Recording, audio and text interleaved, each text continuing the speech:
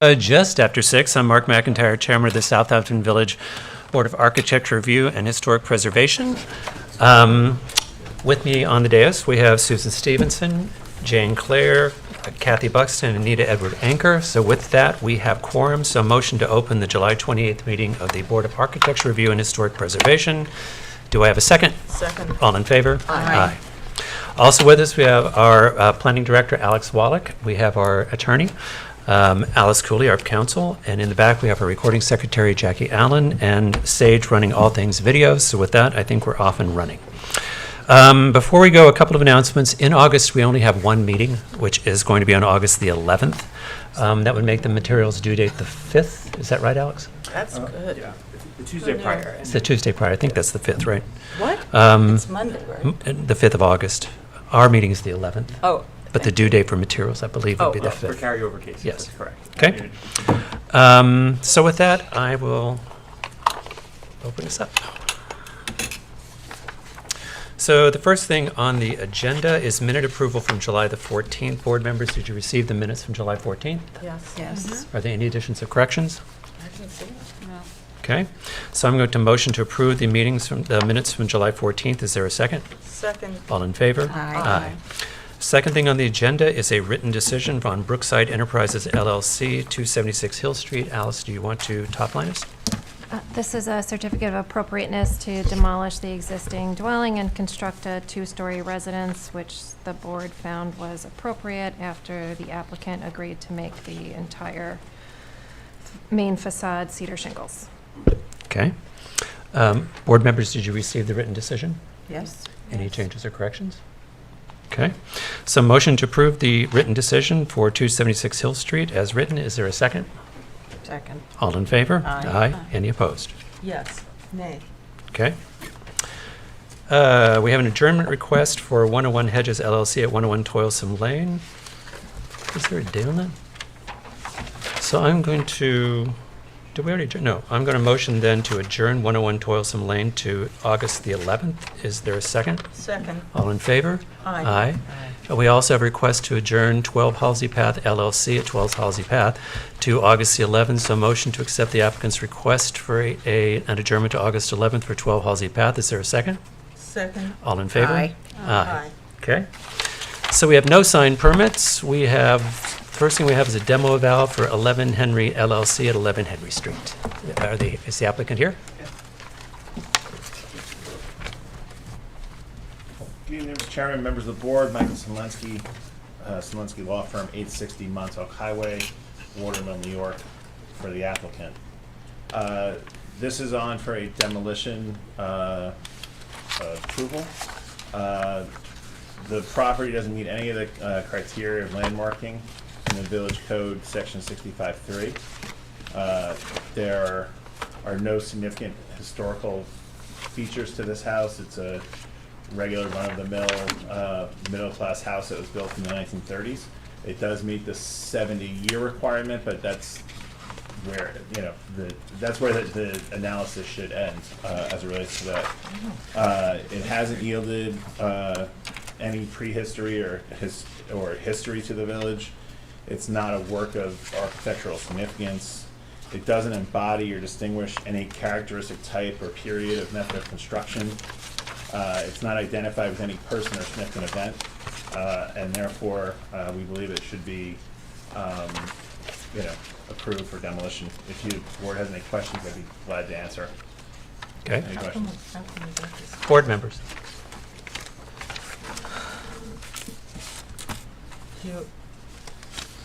I would like to say from my perspective, I'm going to request that we send it out to our historic consultant and get a report on the house because it is 1933. I hear that you tell me that there's nothing of significance and no important person, but I think for the file, I would be more comfortable. We also got a third-party evaluation on it as well for the file before we make a decision. Because of, on what Age. basis? Well, because of age. Just purely on age? No, actually a few things. When I looked through what you called the alterations, one was a garage, one was the addition to a garage, one's an enclosed porch, and one's replaced windows. Those themselves don't meet the standard to refuse it necessarily, and you may be right, and you're probably right, but I don't know, sitting here, if there is any historic personage there, and I don't know anything else about that house other than what's represented by the applicant. Therefore, I think it's in what we generally do in this case to protect the village is we go to our historic consultant, ask him to do a report, and we get an independent report, and then we make a decision. So I'm Sure. going to ask for the independent report. Sure, as it relates to the owners of the property, the Armashevitz family has owned it up until, since 1963, and prior to that, it was Frank and Anna Japlensky, who are the actual builders of the house originally from 1933 to 1963. Okay? So do you, Like I'm saying, you're probably right, but I think to be fair to the file and what we do in other circumstances, I'm going to request we get historic analysis on the house. So we should have that by the next meeting and be able to make a decision on August the 11th, I would think. okay, Okay? So do I need an adjournment on that, Alice?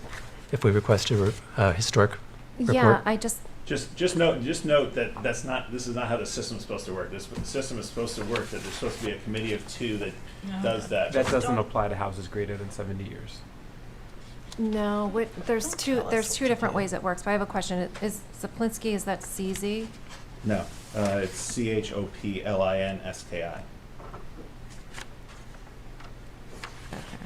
That's fine. We don't have an objection. It's just Okay. Well, we'll go through our process and then we'll see. So in that case, I'm going to motion to adjourn the application for 11 Henry Street to August the 11th, pending receipt of a historic report from Zach. Is there a second? Second.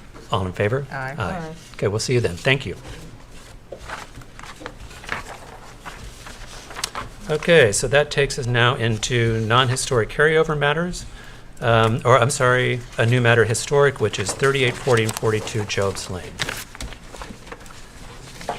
Now, I have questions. Is this, Oh, wait. well, come up and introduce yourselves, I guess. What about 310 First Yeah, what Neck? What? happened? 276, we did. No, 310 First Neck. Oh, I'm sorry. You're completely right. We have one carryover matter, which is 310 First Neck Lane. I'm sorry. 310 First Neck Lane, LLC. It's 276 Hill. Is that on here?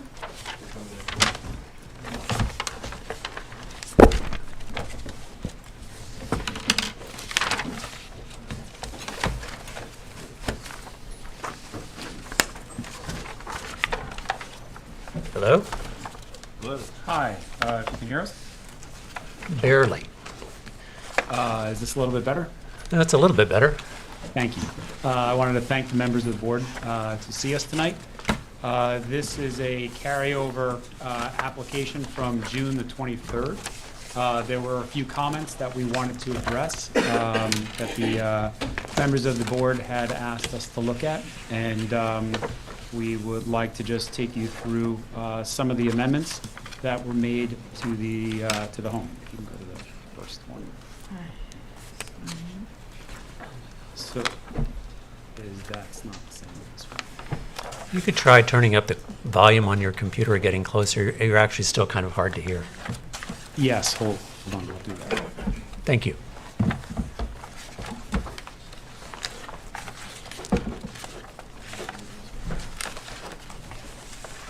Sorry, we're just getting the proper screen. Speak up.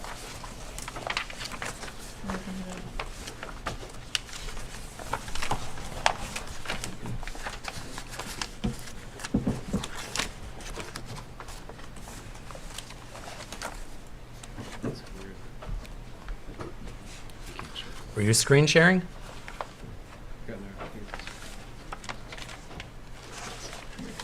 That's it. And that's what they're saying. I believe that was the prior application. Correct. So I'm hoping that you're seeing what I'm seeing, which is the west elevation of the home. Initially, we had shown you this, and the comment was about the number of eyebrows on the house. There are 5 eyebrows shown. There was a discussion from the board to reduce the number of eyebrows. And if you don't mind going to the next screen, if you can show them that screen. What was updated was to remove 2 of the eyebrows as the board suggested. We felt like it was a very good suggestion. We thank the board for their comments on it. and wanted to present that to everyone, showing the before and after images. The deletion was of 2 eyebrows. The other comment, if you don't mind going to the next one, was of the main house. You can see the eyebrows in the foreground, so that's that elevation. The comment, this was what was originally shown in June. The comment was that there was no real front door and a lot of glass and the overall feel of that. What was updated is that we located a front door, we reduced the amount of glass significantly, really making this feel much more intimate, more of a home front door at that point. And those 2 images that were just shown is, side by side of what's going on in the home in the front courtyard of that. The following image is of the rear of the home. And comments from the board was primarily about the amount of glass and the visibility of that. What we did was update that, go to the next, and reduced significantly the second floor glass. So you can see that the openings were reduced by about 50%. The amount of light is coming from the home was significantly reduced. And the exposure on that was reduced. If you don't mind going to the next one. What I wanted to give the board is the opportunity to see proper perspective of the home. I don't think you had seen this rendering in the June review of this. So the previous elevation and rendering is really showing you very close and up front of what the house looks like, which is terrific to show you that. But really getting a view from the water and how far back the house is actually set. In addition to reducing the size of the glass and the openings, we're also looking to put in bug netting or screens that drop down, and they're recessed into the columns, the tracks, and that also is going to reduce any light leakage by about 10%. So we were hopeful that the board would look at this and see that the comments made by the board to us were significantly analyzed and modified for this home, and your approval. Board members.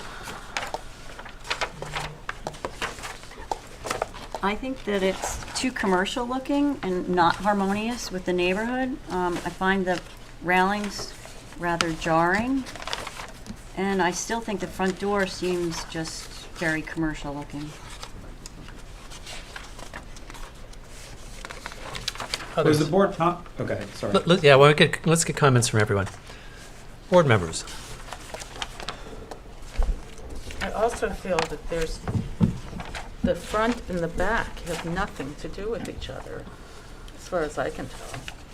One's kind of, I don't understand how that, what is the unity of the design? I don't see it. I also think it has a commercial look in the front. In the back, there's like a round window, eyelash, and the front has all this angular stuff. And also Which is the front door? these balustrades that are That's the metal, sort of vertical. It looks like New Orleans. So I don't know what, No, I don't that's know what the style is. I don't think it's, has anything to do with First Neck Lane, which I would say is the premier historic street in the resort, in the beach district, historic district. I don't get it. Especially, you haven't, have you marked these? these are the old. Which, what, I can't remember. The L shape, that just looks so commercial to me. I can't tell you what, that's the front and parts of it. I also find the tennis pavilion roof to be jarring. I don't think any of it, I really feel like it's disparate, that you put all kinds of styles on this big house. So, I think it needs to be, I think personally, it doesn't have anything to do with where it is. Is that your intention, to have it fit in? Sir? No, the intention is not to have it look like an inn, though the No, intention an inn was. to fit into the historic street where it sits. Well, there is no vantage point from the street that you could see the home in any shape or form. It's set back. Do you want to share the site? I beg, I beg to differ. Yeah, I don't know that we No, want to thank fall you. back on because Don't you do can't that. see it. So let's actually talk about the merits of the architecture. The hope and the goal is that the home is allowing, this is an eastern exposure, and to allow the warmth of the sun to kind of radiate into the house and capture as much of that sunlight, and really have kind of more of a relaxed feel onto that exposure facing the water. There is, if you want to go into the original existing, what we'll put up is the original existing home. And we were somewhat influenced by the feel of the home based on the slope of the roof, based on the two-story exposure of the home, looking at the number of windows and how that sets out, and really kind of making this feel a little bit more to scale. But to your comment of that it doesn't fit into the overall style and feel of the community, this, if you look at the rear exposure and you look at the existing versus what's proposed, stylistically, they're not that far away from one another. Proportionally sizing for the first floor and the second floor and the roof all are in the same feel and zone of what was once originally there, obviously just cleaned up a bit. But that was some of the cues, that we were not taking a left-hand turn and giving you some type of overly modern expression. However, we did want to consider, and was very sympathetic to the homeowners, to ensure that they had enough light and glass and that openness that this particular rendering illustrates. So the house did you knock it down yet? What No, is- the house is not knocked down yet. Was no. built, I believe, in 1972, is that correct? Yes. So why would we want to have anything to do with it, to preserve? That doesn't really have any historic significance. I don't know who, it was a different time in 1972. We're trying to preserve the village, and that would not be something we would be preserving. When you get up close to it, it has like all kinds of false, it's painted to look like something. It has nothing to do with what we would approve now. So I wouldn't Well- be following the lead that way. Let's pause for a minute. Let's see if you have comments from Kathy, and before you respond, from Kathy and from Nina as well. Well, Nina, can you pull your mic forward for me? I respect your attempt to get some variety and some symmetry, but I agree with Susan that the balcony looks more like a New Orleans balcony, and I would encourage you to maybe, if you're looking for some variety, look at Stanford White House down the road, which is real historic, great architecture that has, proven itself through time to be a classic piece of architecture, which might give you some inspiration for the type of variety that you're looking for. I understand that you want more light into the house. I think there are ways of doing that in specific areas. South facing would be ideal for solar passive gain. And I think, have a look at some of the historic houses on the street that express some of the variety that you're looking for, and stick to more of a neighborhood feel. All right, I agree with Nina. I think the reference point shouldn't be the building, the house that was there, but rather other houses, truly historic houses that are on that street and neighboring streets. Just as a side note, not many of them are symmetrical, but that's another just comment about the architecture of that, of the era where much of the architecture was built in this town, but that's neither here nor there. And I don't think the front and the back marry well.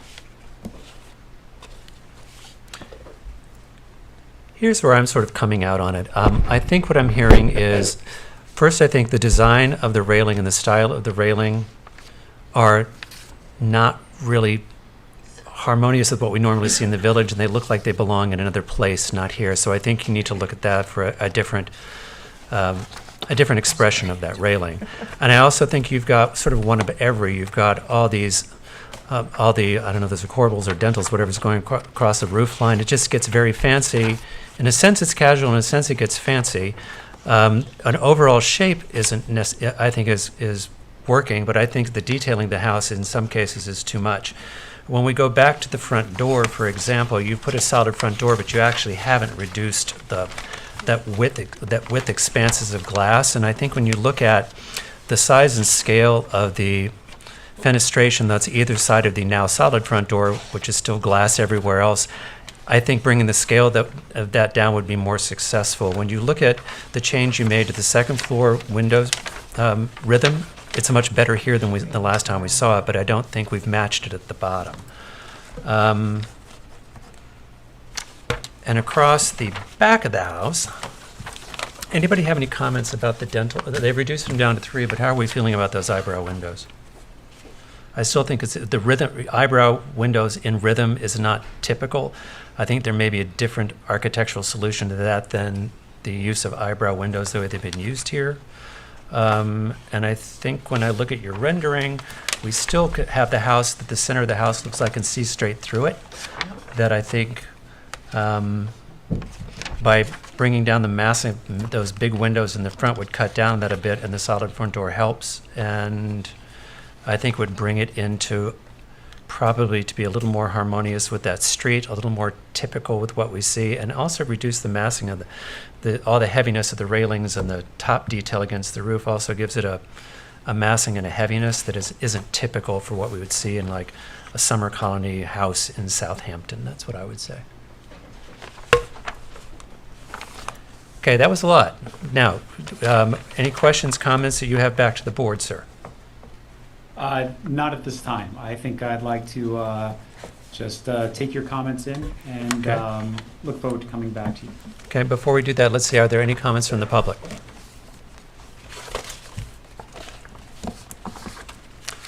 Okay, so the next meeting is the 11th of August. Do you think you can be ready by the 11th of August?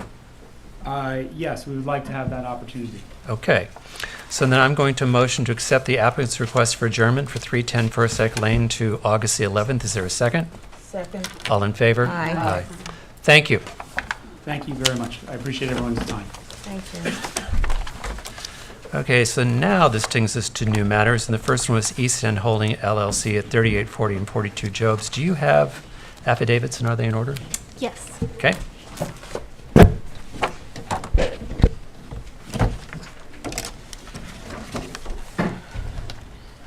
Point in question, though. Are you guys still out for site plan review, and has this been in front of planning or zoning? I'll give you the Okay. breakdown where we are. Okay. It's John Bennett, the applicant, and always a pleasure to appear with CMX.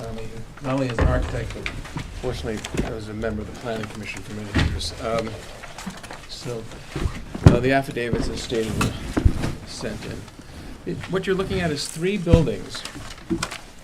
It was a lot line modification approved by the planning board to straighten out these 3 lots, but in addition to that, it was essentially a 4-lot subdivision because part of this proposal is to have a 4th lot, which is a 5-foot wide access point from Job's Lane to the parking in the back. That was something that we thought would make sense, and we had some conversations with some of the folks in the village. And they thought that was a good idea, and we agreed. So that's giving me a nice amenity. And also, I remember the Madoni family was concerned about the 0 lot line on their property, which is allowed in the village, but so we put that 5-foot access way on the east side. So what you're seeing is a scheme that has been, these 3 lots have been modified by the planning board, and that planning board approval was obtained, and it should be part of the record. If not, I'll make it part of the record. But in any event, And then make, there, a demolition permit for every structure on these lots was obtained from this board. There were structures that were date maybe mid-70s to late 70s. Nothing historic whatsoever about them. So they will be coming down at a time that's not going to create any sort of havoc even for selfish reasons. Why would you do that at a point when traffic on Job's Lane is problematic? So, because I know there was some concern about that. But anyway, so you're starting essentially with a tabula rasa.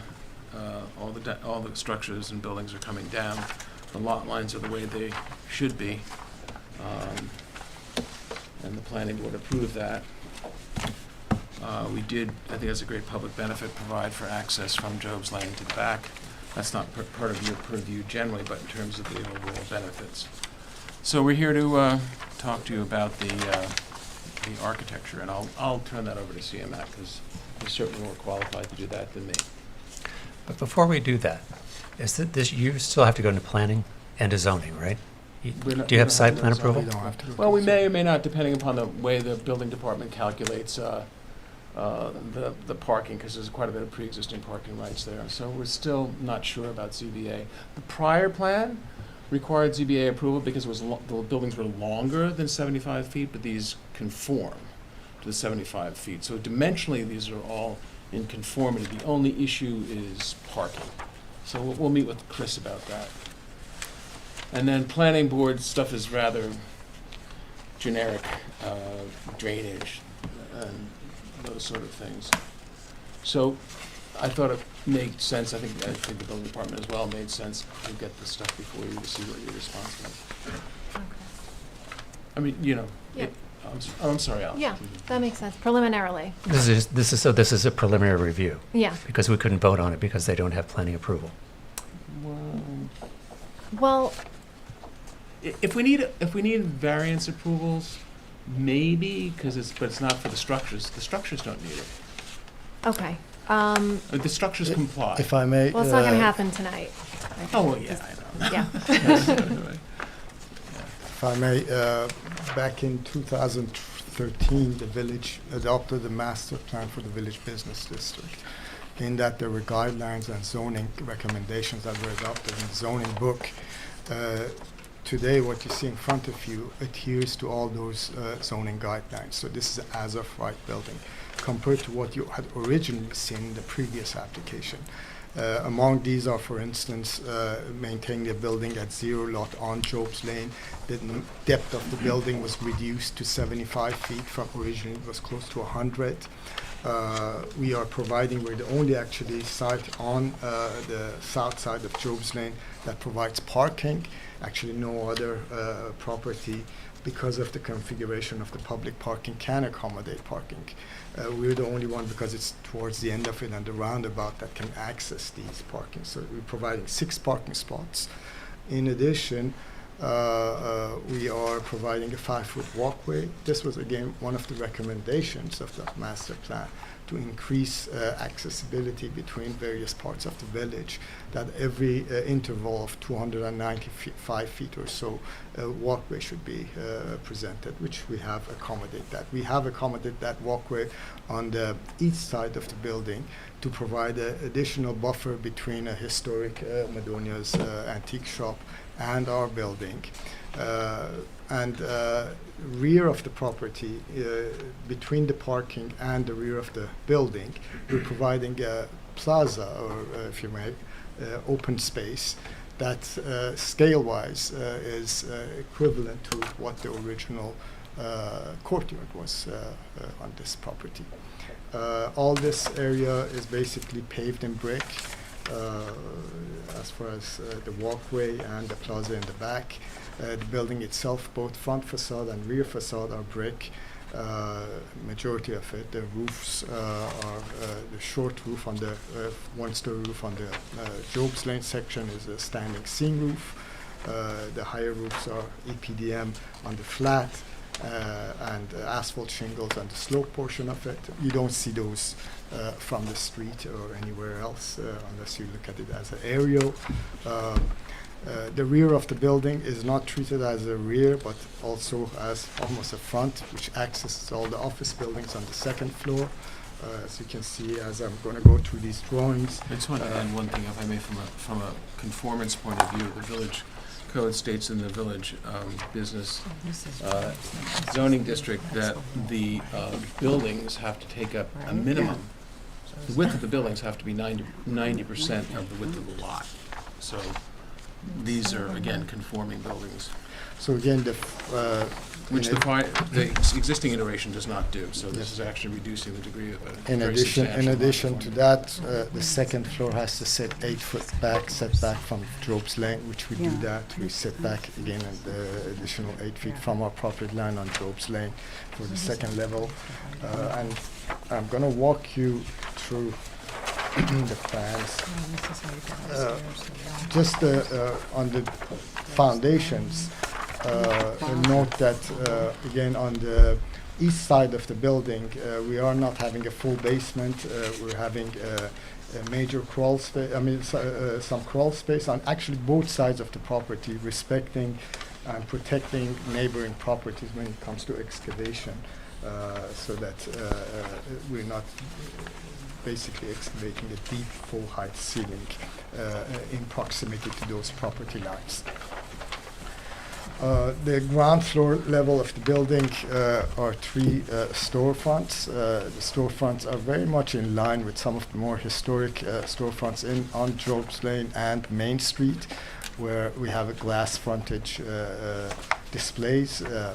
The entrances to the stores are shared in alcoves that are set back approximately 8 feet from Job's Lane, with steps going up to it. It's pretty much a replication and as a precedent further up the street on east side on Job's Lane, on the south side of Job's Lane, further up closer to the intersection with Main Street, that this example is seen also, where 2 shops share entranceway.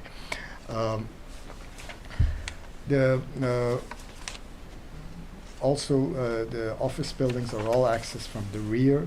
They have their own entrance separate from the shops. The shops also access the rear of the building, independent of the office buildings. The second floor are 3 office buildings, as mentioned.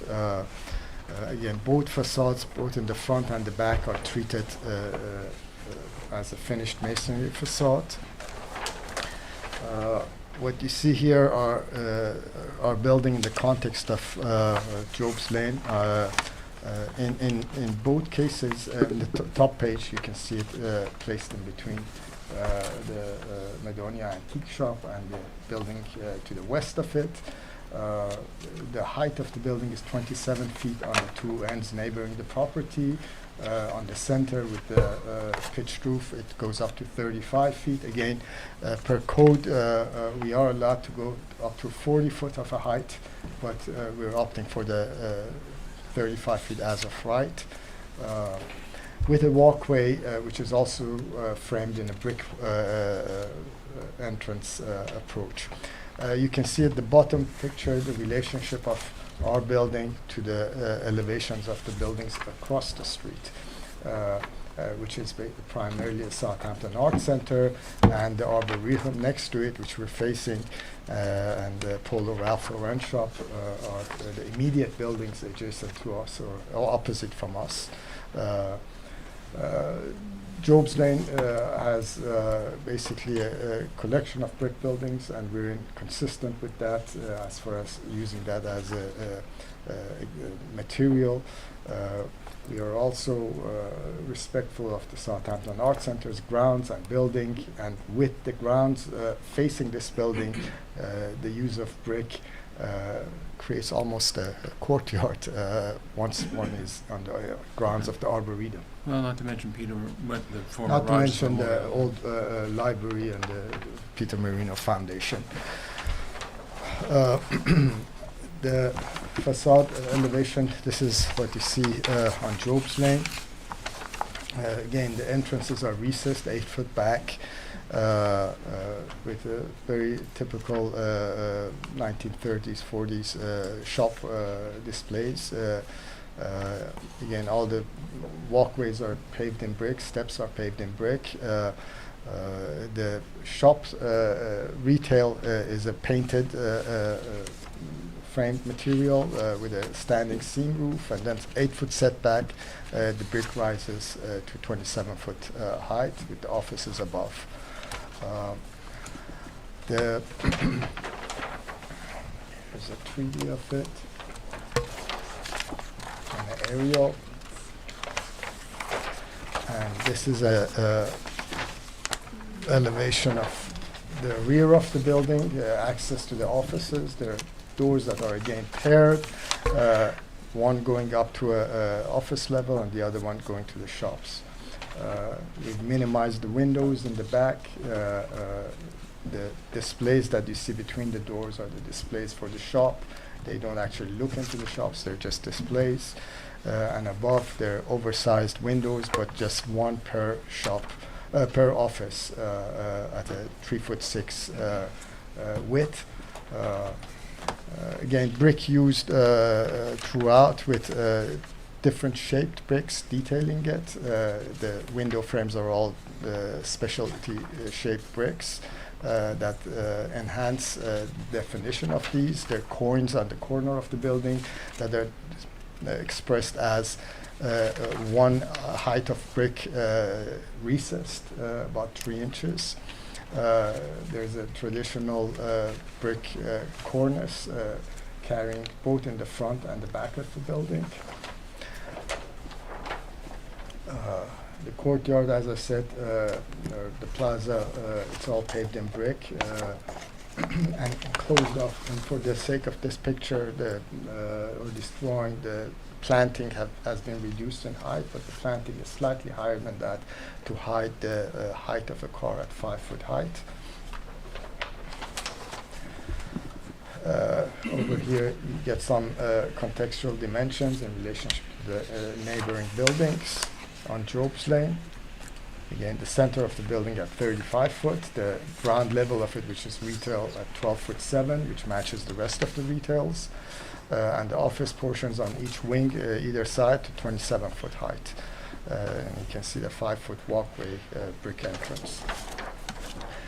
The side of the building where we have the walkway is stuccoed. Of course, the brick returns on the building, the distance about 4.5, 5 feet. So that from an angle you will see the thickness of that front facade. It's not just a thin veneer, but it expresses itself as a solid mass of 4.5, 5 feet. The rear of the building, again, elevation of it with all the descriptions of material. I'd like to talk to you a little bit about the proportionality of the windows. The first set of drawings that you see is based on the proportion of the windows and how that was derived using 2 golden sections intersecting one another, and how that derives the location, height, width of various windows, both on the ground level and the second level, and the divisions on the glass. They all follow on this golden section proportionality. This is based on the window. The following page is based on actually the mass of the building. Again, that same golden section proportionality and how that correlates with the location, height, and width of the windows and various architectural elements of the building.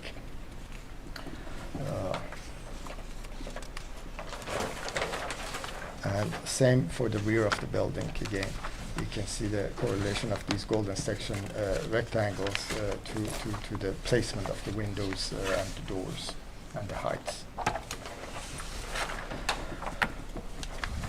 Section through the building, you can see over here in the basement level how the foundation is set back as crawl spaces to provide ample or minimal disturbance to the neighboring properties. And brick facade with a veneer, with the stucco on the side alleyway. And as far as the lighting, all along the walkway and the rear of the building, we have sconces that adhere to the night sky, dark skies, and also path lights in the back on the plaza by the parking and the ramp and the steps for the plaza in the rear of the building. I'll be happy to answer any questions you may have, board members. Okay. Board members.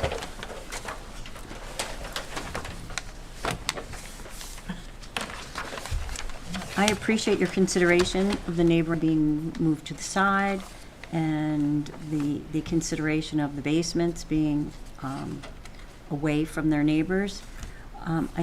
Overall, I like the design. I am a little confused by the front overhang covering. What is that made out of? Standing seam metal roof.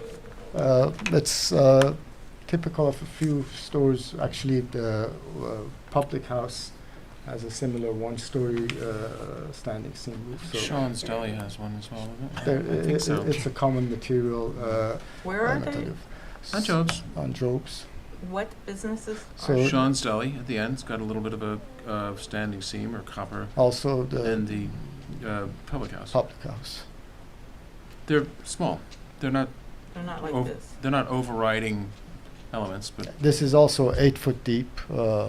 It's very similar to scale-wise. I know how you feel about copper. It's not as stable. I mean, it's just, And again, why being do that why would you put that on this? that's kind very of typical of formal? architecture. Typical, but Versus what would you I'm think? not an architect, CMAC, but to Well- me, that just isn't downtown. It's not downtown. Actually, it is downtown. Picks up a verdigris, of course, over the years. Yeah, you can say what you want. Go But ahead. Forget it. I'll think what I think and you can think what you think. let's. I mean, I'll be happy to It- consider what you. I just,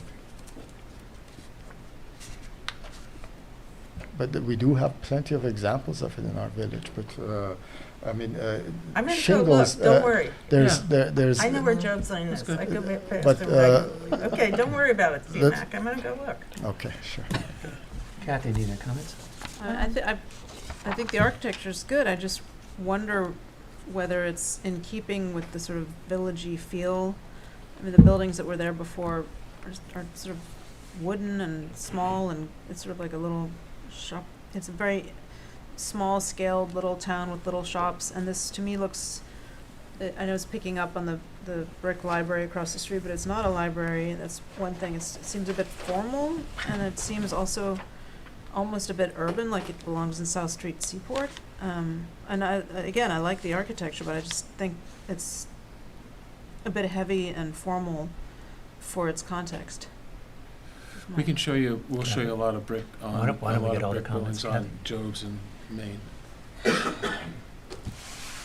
I mean, I agree with Nina's comments, especially focusing on it in the abstract just of this building, but I actually think it's a very handsome building.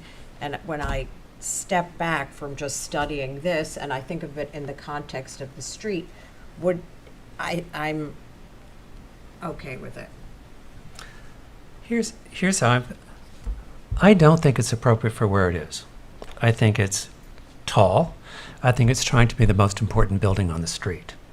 I think when you look at the buildings to either side where they have the roofs, look at the roof lines the way they slope down to the street. Look how the roof lines tend to bring the massing of the building down and minimize themselves to the street. Yet we have this triple wide, big standing building, and then where we have a flat top roof, then we pop the middle up even higher to give it presence that I think is not harmonious in scale or massing to this section of the village. In terms of like the ground floor, the way it presents itself to the street, that makes sense. It's the way the second floor and the massing comes forward and presents itself differently than any other example you have in your drawing here. Even if you talk to me about the museum, look at the roof structure, how it goes and slopes down toward the street. And almost all these other buildings do the same thing. I think its presence is too strong, and I don't think it actually fits harmoniously next to the buildings up and down that side of Job's Lane. Well, understand, in response to that, if I may, some of this is driven by zoning. We're well below the permissible 40-foot height, number one. Number two, the village code itself requires that there only be 3 foot of setback between the right-of-way and the front of the building, number one. And the building has to take up 90% of the width of the lot. That's not things that we made up. That's the regulations in the village business district that the trustees, after very thorough and transparent study, update to the master plan, said was appropriate for the village business district. So a lot of this is driven by the zoning requirements. Right, can't- but if you look at the architecture, the language of the existing buildings is like little white houses with peaked roofs, and this seems very, almost like a library or a shopping mall or something. Yeah, you couldn't find one of those buildings that conforms with the current village dimensional requirements in the village business district. I It's didn't more make like- up the rules, the trustees did. It's the feel of the village, you know. I feel like even on the size and scale of the window openings on the second floor, look at every other building along either one of those elevations. You don't have that kind of big, massive window structure on a second floor looking down at the street. It just doesn't. It doesn't feel like. I'm not saying it has to look like an old traditional building, but I think even a more contemporary expression on that street, this building to me, its massing is too strong, it's too heavy, and it does not look like it belongs in Southampton Take a look at Village. that, Mark. So, Mark, again, we undertook about a 5-year study of Main Street and Job's Lane, Mhm. of its historic context and architecture. Primarily, the reason for that was that we have 2 streets in the village, Windmill Lane and Nugent Street, that are prone to be redeveloped. These are properties that mostly occupied by buildings in the 50s and 60s that do not comply with what we are so proud of our village, which is Main Street and Job's Lane. And from Main Street and Job's Lane, we derived guidelines specifically of a building of this nature to occupy sites as they get redeveloped. So when you're saying that this does not fit, this is exactly what fits in the historic Job's Lane. And, I'm going to disagree with you. May I just I'm finish going to what I'm disagree with saying? you. That's not my take on looking at it. When I look at like when I look at massing, scale, balance, sitting materials, and proportion and rhythm on this structure versus every other structure I'm looking at on Job's can you Lane, give me an it is example of it which is structures it are is you a looking? it's a departure. Let me finish. So let's And use then I think we start adding details like the coins on the coins that on the corners of it give it even more fancify the building and give it a presence that's different. If you look at the coloration, if you go down yes, there are some brick buildings. We have the museum, we have the Marino Museum, but you look at most of sort of the more gentle materials and coloring up and down Job's Avenue of Job's Lane. This just feels heavy to me. Well, the castle building on the tower building on the Right. corner is brick. And there's some other examples of brick down the street. We'll give you some examples of brick on both Job's and Main, but mostly Job's, and we'll take look at a look at to me some of the the fenestration issues. yeah. Mark, if I may, I just try Yeah. to respond. Let's take a look at some of the fenestration issues that Okay. you talked about. Are there any comments from the public?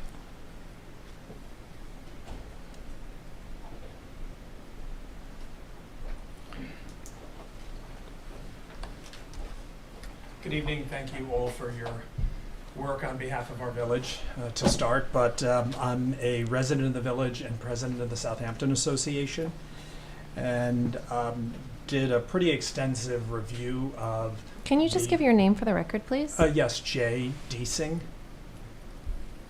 and a resident of the village. Got it.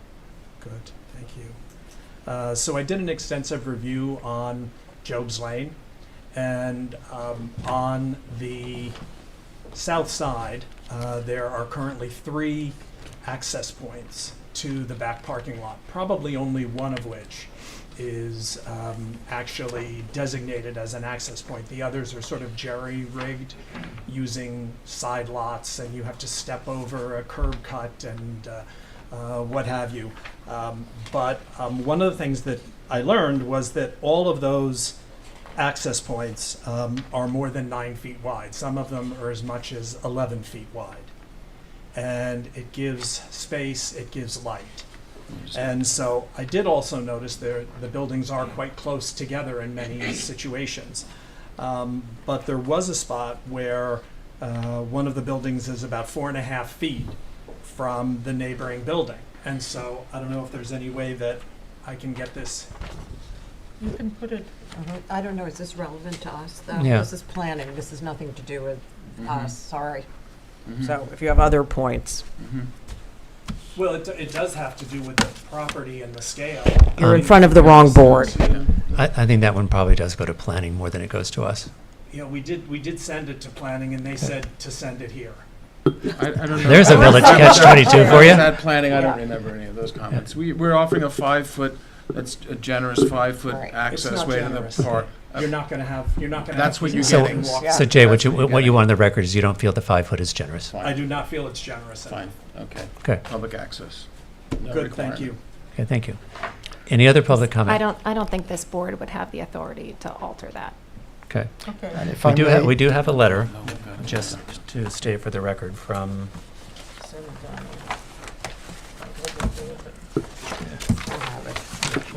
we do have a letter from Ann Madonia, Fine Arts and Antiques. It's in the file. You've seen No, I it. haven't. Do you have a copy of it?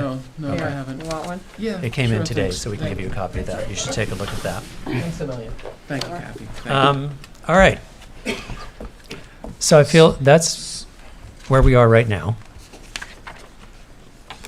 Okay, so we have your comments, and why don't we come back to you? Is that Okay. okay? I don't want to be, it's your board, you tell me Yeah. how to. Okay, so can you be ready by August the 11th? So, 11, a little more time, 11?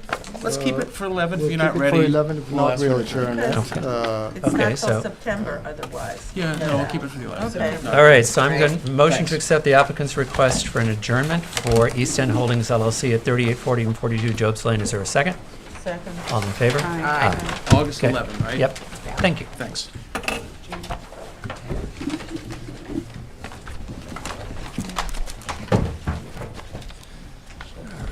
Before I do that thing that I do where I file my,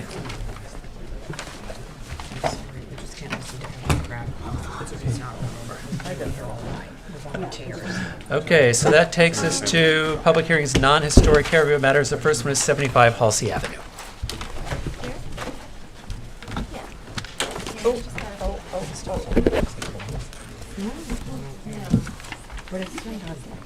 No, it's just in trouble.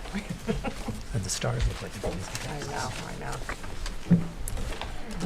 okay. And we're back. If you would state your name for the record, please. Of course, good evening, Jason Paremba, Jason Thomas Architect, Okay. architect for the applicant. And Steve Sinquamani, architect for Jason Thomas Architect.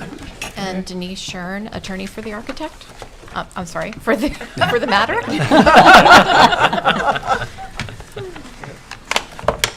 Okay, so I included a cover letter which outlines the items that we changed. You should have that in front of you, and that was included in previous meetings. So we've shown here each item, we've done a representation of each rendering, showing you kind of where we started from and where we end up. So if you have this page V101, Okay. first page.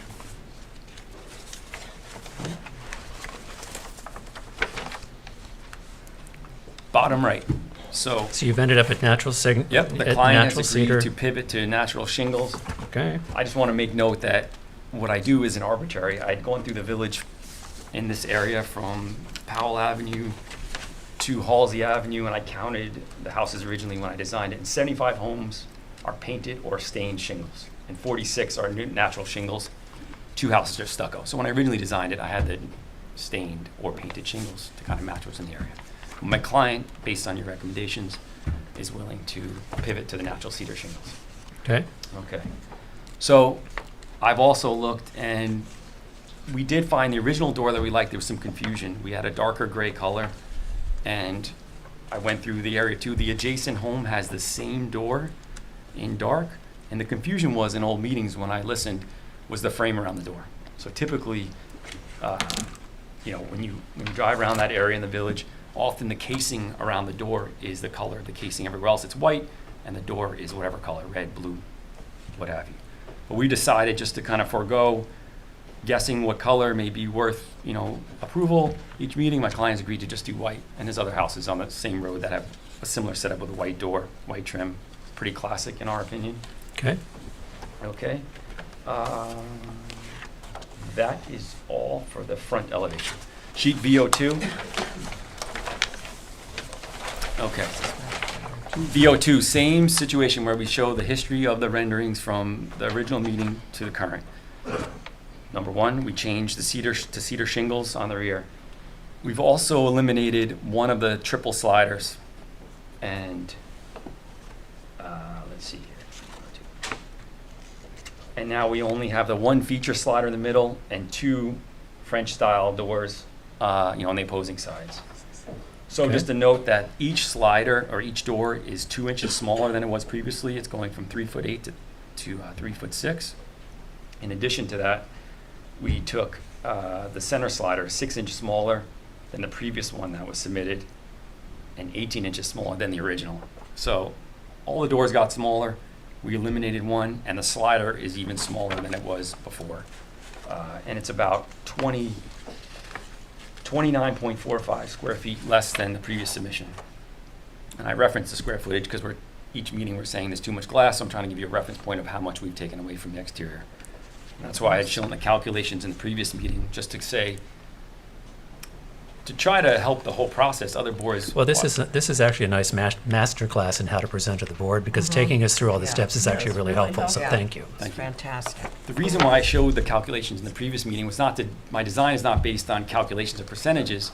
It's a good way to communicate how much glass. So if you see these calculations, you're like, hey, Jason, there's too much glass on the rear. I don't have to guess at what you're thinking. You say, hey, you have 40% on the rear. We prefer it's 30, whatever. So just to kind of put that out there, why I had shown that and why other boards request that. That's why we had that in the last meeting. So Yeah. that's the rear. It's sheet V103. Same thing. The history of the project to date and the bottom right-hand corner is where we are currently. We've reduced the door another 12 inches, and it's 3 inches smaller than the existing door on site. I just want to also make reference that we've eliminated the adjacent casement. The orientation that was this way, yeah. So this is the original unit, which is 12'9". We're down to 12'6", and we've eliminated the casement windows on either side. Okay. I also, just one thing I wanted to mention, just to go back one page, I apologize, which was, What was that? Balloons went up. oh, really? Awesome. Approved, baby. Please. Must be very proud of that. Celebrating. I think if you do things with your hands, It's like right? It a does it on message, iPads. you missed that. It's a highlight. Love it. I planned that. The next thing, it's important, which I missed, I didn't mention. The light cuts have changed. Like, we really carefully studied the light cuts from the original version to now, so that the upper windows, and you'll see this on the other drawings, are like they're vertically rectangular with basically 10 inches wide by 11. And so the doors now are basically 12 by 14, so it's proportionally aligned. So the light cuts are now, there was some issues with inconsistency. We were better. going a little Much too better. contemporary in Yeah. the first part. Now all those kind of light cuts are jiving together. Okay, that's good. Back to The pool house. So same thing. So I wanted to mention that. So now if you look at the original pool house, the light cuts are more similar to what was there originally, but they're exactly proportional to what's happening on the main house now. Yeah. They kind of communicate. There's a dialogue between the two structures now. Finally, I think it's worthwhile showing. These are just the CAD drawings. Sometimes it's easier to see when you're comparing. We're talking about the amount of glass. Once again, repeating myself, but the two casement windows have been removed. The existing unit it was much larger originally, but we've gone down overall 18 inches, so it's 12'6" wide. It was 12'9.5" originally. And then on the next page, I think this is most important. There were multiple comments about the amount of sidewall on the rear facade versus what we previously proposed. And you can see now that I've eliminated one of the door units. I say that because it's like visually how you can understand it. There's way more sidewall shingles exposed now in that rear facade. You can see that clearly on the V105 right side. So my client is, obviously receptive to your comments. I am typically when I meet with you guys. a good listener, so we try to, each meeting, even though it's been 4 meetings, we're trying to listen We to your like, we feedback. like good listeners. That's So- good. I hope you find this acceptable, Okay. based on your recommendations. Board members. Wow. Especially the presentation, that really does help. The fact that the pages are labeled easily to see, and you're showing us the transition from the beginning, from our first meeting in June until now. I think the house looks so much better by eliminating the some of the comments that we had regarding the shingling and the color of the door. I just think it looks great. It looks very clean. Okay, thank you. Yep. Me too, I think. Very good job. Looks great. I agree. That's great. Thank you. I agree too, although I have a question, because you mentioned the house next door, is that correct? Yes. So I went to a lecture about preserving, well, I guess the villages out here, and this critic said, try not to have any houses that are exactly the same. And I actually, in these neighborhoods where you're working, I think, I like your house, don't get me wrong, but that rang a bell for me, and I don't know, I would have to go, I'm not gonna get up and drive out there tonight, so but I am, when you had the darker door, even though I didn't like the white, Yeah. I thought, it looked a little different. So now, when you were, would you know, I mean, let's say, 3 houses over, 3 houses over, and across the street, do you have a duplicate or seeming duplicate? No, I say, so there's 4 black ones within, there's one other on this road and one on. This one at the end of the road. Pellet, on the end of the road, yeah. So the difference is, I can show you the picture. Ours is completely black in how, or dark gray, let's say, we would typically do it. And on those, where is that, Steve? And theirs are Yeah. white? What are we talking about here? So the way they treated it is, that's the one right next door. So it's dark, so they've expressed the casing. Yeah. Good Oh, luck it's to not- us. Yeah. Could you just, Yeah, I'll hand it to you here. no, just show it to us, hold it up. So they've expressed the casing and then the vertical separation between the side lights and the Is main right. door. I'm not loving that, go on. Right, agreed. Next. Agreed. And I'm then, just, but it is not the same. no, not at all. No. What's that? Yeah, it's totally white now. And then the other one was where they have the, which we don't really love either. It's the- white, though, your house isn't. It's white now, yeah. Yes. You were just saying like about the color again and how you're trying I'm to do saying things. that I thought what that critic said was good, given the amount of development, so that it does not look so suburbanized. That's Yeah. I don't even think that's a word, but it's becoming an issue in my head, and probably for people that we don't want, that there are simple ways, perhaps, not to make houses all in these, I love these little neighborhoods. I completely agree. I grew up there, Okay, so I look the agree. same. with That's you. all I'm saying. You tell me, does your house, is it a little different? It is, absolutely. Okay, yeah. I'm gonna believe you. How's that? Okay. I think we've come a long way, but now I think, well, one of the issues we had in the beginning is the rear first floor didn't match the rear second floor. I understand. Bringing down the scale, changing the fenestration has brought the whole house together. I think it looks great. Yeah. Are there any comments from the public? Oh, my God. We're gonna pass something. Okay, so I'm going to motion to approve the application for 75 Halsey Avenue based on drawings submitted. Oh, 23rd? I'll go with drawings presented on July 28th. Is there a second? Second. All in favor? Aye. Aye. Thank you for Can the working with balloons us. happen again? It was so funny. Thank you for your time. working with us. Appreciate The it. house looks great. We Thank you. appreciate it. Thank you for listening, too. Okay, so the next one's an adjournment, so we move on. This brings us to 31 Edward LLC for 31 Edward Lane. What's the 39 was? 31 Edward? 31.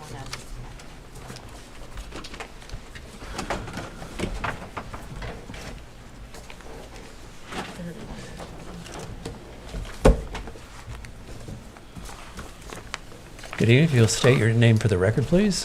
Hi, my name is Will Gothi. I'm the architect for 31 Edward. We plus architecture and design. Okay. I'm going to ask you just to make sure people can hear you. Yes. Hard to hear. Okay. feel like I'm on a podcast. Yeah.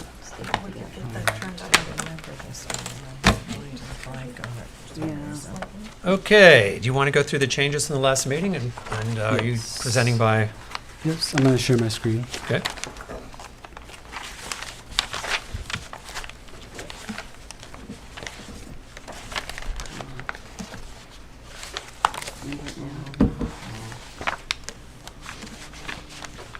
This is what it is right now.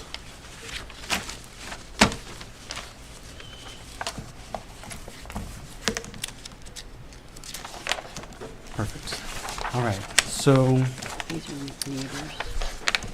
on the last meeting, June 30th, there were 3 principal comments that we sought to address. 2 are more objective. One I would say is more subjective, so I'll go through each.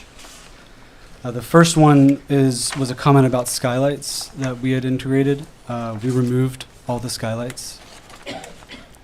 We are bringing light in through those bedrooms via windows on walls. The front entry, which I'll walk you through renderings, I'm just going to go through our comments quickly, or this letter that I wrote. The front entry, we agreed with the board. It was not feeling very welcoming, and I think that feeling of it not feeling welcoming is something that bridges into the third comment, which is something that we felt very passionate about creating a warmer and a softer aesthetic. We felt like previously, which I would be happy to pull up images of the previous design. It was a little high contrast. There was a lot of white trim with cedar shingles. We felt like it was a little too contrasty, a little busy. And so what we sought to do in this version is to create more of a tone-on-tone aesthetic with the home. This features Western red cedar shingles and also Western red cedar trim. And it creates this tone-on-tone aesthetic, which we felt like really warmed up the home. It makes it feel a little more approachable. We also, as siding weathers, it changes, it adapts, it takes on a life of its own. We wanted to choose a color for the windows that wasn't maybe as contrasting as before, which was white. Here we have a dove gray. It's still a light color, but it does help as the house weathers. We want it to weather and age gracefully, so we felt like a dove gray aesthetic on the windows would go nicely.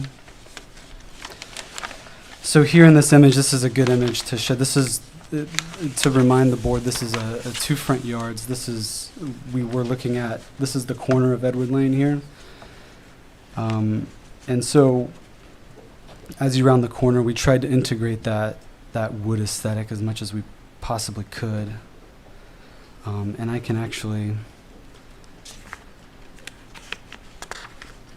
help out by showing what we had previously.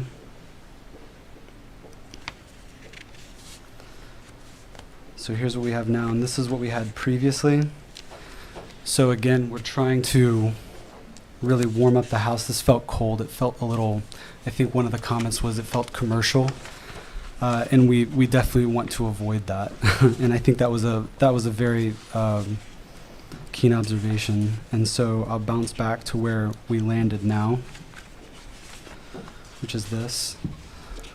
More tone on tone, more blended, less contrasting, and importantly, a front entrance that is much more conspicuous. Before the front entrance was a little understated, maybe a little too much. And here we wanted to create something. This pergola structure that we're introducing here on the front is something we're also doing in the back. So this is a way to tie in the front and the back of the home. I'll show you the back view of the home as well. So as you can see, for shade on the back, we're doing an open trellis, and we're proposing the same open trellis at the front of the house as well. And then finally, there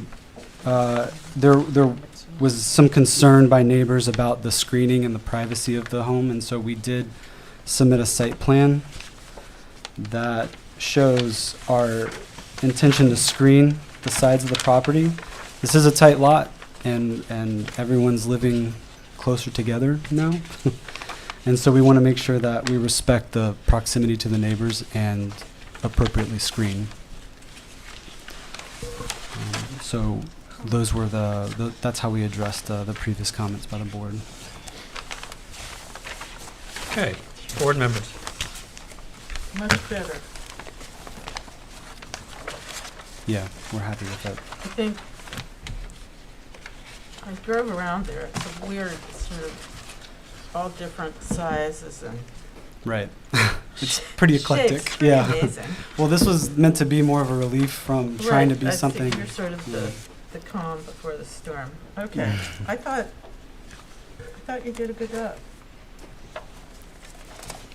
I also feel that it's hugely improved. I did still wonder about the front door, though, because the front door blends in as far as, I know you're trying to make everything soft, but, like, I don't see even where to open the front door. Yeah. Well, that's not on them. They must No, I have know, a but I'm way. saying, like, They I don't- must have a way. Yeah, Yeah, like, I'm and- just saying, I don't see a doorknob. You know what I'm saying? It just, Just by way of how the site laid out, we were a little constrained as to where the front door could be. This was the logical location from a floor plan standpoint. And so really what we're trying to do is make it, I think this view, oh wait, I'll go back. There's one view that really It's this one. Oh, can I see this? shows how we're trying to, we don't want the front door is what it is. We want the front entry to feel welcoming. And in this case, it's doing a little more heavy lifting than just the front door, right? So that's why we wanted to create more of an open trellis setup in the right, front. I appreciate that, and I think it's definitely helped. It's just that I still, my only comment was that it didn't seem like the front door was still standing out. Understood. But I think it's much improved and it looks great. Okay. Right, because you have to go over Yes. Nina? here and then You know, here, I appreciate right down this middle. the house. I think the volume, the empty space between Mhm. the two volumes works, and the arrangement of the home and the way the entry works. I appreciate the whole thing. My only comment, maybe it looks a little stark, and maybe some plantings would be part of that. You know, think about more like the house would be part of the landscaping, Okay. and just add some, greenery Okay. Or a tree. or some flowers. I'm actually, if the board can see right here, it's kind of ghosted in, but I'm making one tree very transparent here so that you can see the house. There's an existing old growth tree that sits in front of the home. Okay, because I feel like that's sort of what's missing. I was trying to make the house One of the things I think is architectural. throwing people off is when you sent your materials in, the first elevation you give us, which was the side elevation, which is this one, Yeah. is Yeah. because that's actually the side elevation. I think it's it's sort of a contemporary expression on traditional forms. I especially like the use of the Yankee gutters because it's an unusual detail. Mhm. It's an expensive detail for where you are, but I think it's fun. I think you've listened, I think, softened. I think when this house ages down to a darker gray and softens into the landscape, I think it's going to do quite nicely. I think you've done a nice job, and I think you've listened to what we had to say. Are there any comments from the public? Sir? Thank you so much. My name is Andrew Baker. I live at 86 Edwards, directly behind the property. Attended the first hearing, and the comment I made then, which I'll sort of repeat now, is that it is a very modest neighborhood. I would encourage everybody to drive around. These are single-story ranches. We've driven the neighborhood. That's what we do. Perfect. Yes. No, I appreciate that very much. What I will say, and I said the last time, this is tremendously way too much elevation. This property actually has a deed covenant restriction, which it's a private deed covenant, so outside this board's jurisdiction, but the idea was for the property to be one story. And the reason that was put in place was so that the neighboring properties, their view and privacy was protected. The elevations, because they're turning the house, which I would also object to, I don't think it's appropriate for the block. I would ask you to look, because the current front yards all go on one side of Edwards. They're moving it to the back, but assuming this board's gonna entertain that, the problem is these elevations are way too high. I've spoken to all of our neighbors, all three neighbors. We stand firmly and unanimously against this, because essentially what you're gonna have is the side of these up against, our hedging and essentially viewing right into our yard. Like I'll say, I'm sorry, what's viewing into your yard? It's a one-story house.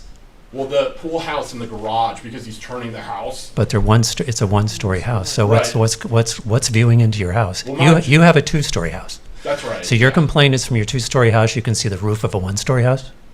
The complaint is that he's building a 16-foot pool house. The elevation is far too high, and there's a window that peers into our yard. It's not in keeping with the neighborhood. That's the code. Or something. Okay. Yeah. You're allowed to register that comment, okay. Yeah, no, I understand the code is 16 feet, but there's also a question as to what's harmonious with the neighborhood, right? And my point is, I don't feel this is harmonious. I think the only thing they've really done to address the comments is to say that they would add some screening or hedging, but it doesn't really address it because, again, it's going to be directly over our property because they've jammed so much into a very small lot. I think, again, I would ask you, other neighbors have submitted letters. We all are strongly against this, and I would ask that the elevations be lowered. Okay, thank you for your comments. And can I make one more just minor question comment? Mhm. I'd asked for the pool equipment to be moved. I went to the building department. It wasn't clear for me where that was. Is it possible to understand where it would be placed? It's enclosed, and It is enclosed. it's enclosed behind gates, and it meets the village standards, the village code. And that's not our job, is it? But it's actually enclosed, I heard you on that, and that's why I Okay. checked, it's actually, Yeah, yeah, it's actually enclosed behind gates. When I went to the I building did, yeah. department, they couldn't tell from the plan, so that's why I Yeah, just wanted to. we did look at that. Well, Okay. I remember that comment from last time. Perfect. I appreciate it. Thank you. Thank you. Thank you. Any other comments from the public? Okay. I think they've done a good job, so I'm going to motion to approve the application for 31 Edwards based on drawings dated 7/22/25. Is there a second? Second. All in favor? Aye. Aye. Okay, thank you. Okay, so that moves us on to 71 Hill Street. I haven't got the folder for that. I don't know what did we approve this? What? 16 feet. Yeah. Hello again. Shall I proceed? Please. My name is John Bennett. I represent the applicant. Scott Rose and John Rose are here with me, as are the principals, Didi Gotthold and Terry and Ed Moan. This is an application to construct a new resort hotel building on property located at 71 Hill Street. And in addition, 8 workforce housing units. The commercial building that exists there, which is non-conforming in many aspects, is to be demolished and to be replaced with a new structure. We have received special exception approval from the trustees. The Zoning Board of Appeals issued a determination on July 5th, 2025, approving this building. One of the things that we're there for is this relief from, I alluded to it in the application on Job's Lane. There's a village code section that requires that the house take up 90% of the lot. That would have resulted in an extremely long building, which I don't think anyone would have appreciated. And the Zoning Board of Appeals noted that as well. So the Zoning Board of Appeals gave relief so that this building can be not as wide, which is a good thing, because it allows us to do something much more acceptable from an architectural point of view, I believe. And the trustees liked it, the ZBA liked it, and we hope you'll like it. We did present in the past. I think we were pretty thorough. However, you couldn't act because there was no Zoning Board of Appeals approval, and so we would like you to hopefully do that this evening. But I think I would ask John and Scott to talk about the architecture, which they're much more qualified to do than me. We went through that last time. Alice? Where are you with site plan? It's pending. See, that's a problem. Is that a problem? Kind of. I mean, you can't give approval if I may. You'll tell me if I'm wrong, right? Or if you agree. I will. Oh, great. She will. Here we go. You can't, no, I say that. That's with why we the have most amount of them. respect. You couldn't give approval if I didn't have a ZBA approval. But I don't see anything in the code prohibiting you from approving this, of course, subject to the planning board's approval. But what if the layout changes? Excuse me? What if the layout I don't think it's changes? going to. The only Well, thing that- that would change would be The parking? drainage, parking, and stuff like that, but there's only one place on the property that can go. Remember, I have to be 3 feet from the front yard. That drives the location of the building, because in the village business zone, I can only be 3 feet between the right-of-way and the front of the building. And at first, we were gonna go to the ZBA for that relief, but we somehow made it work.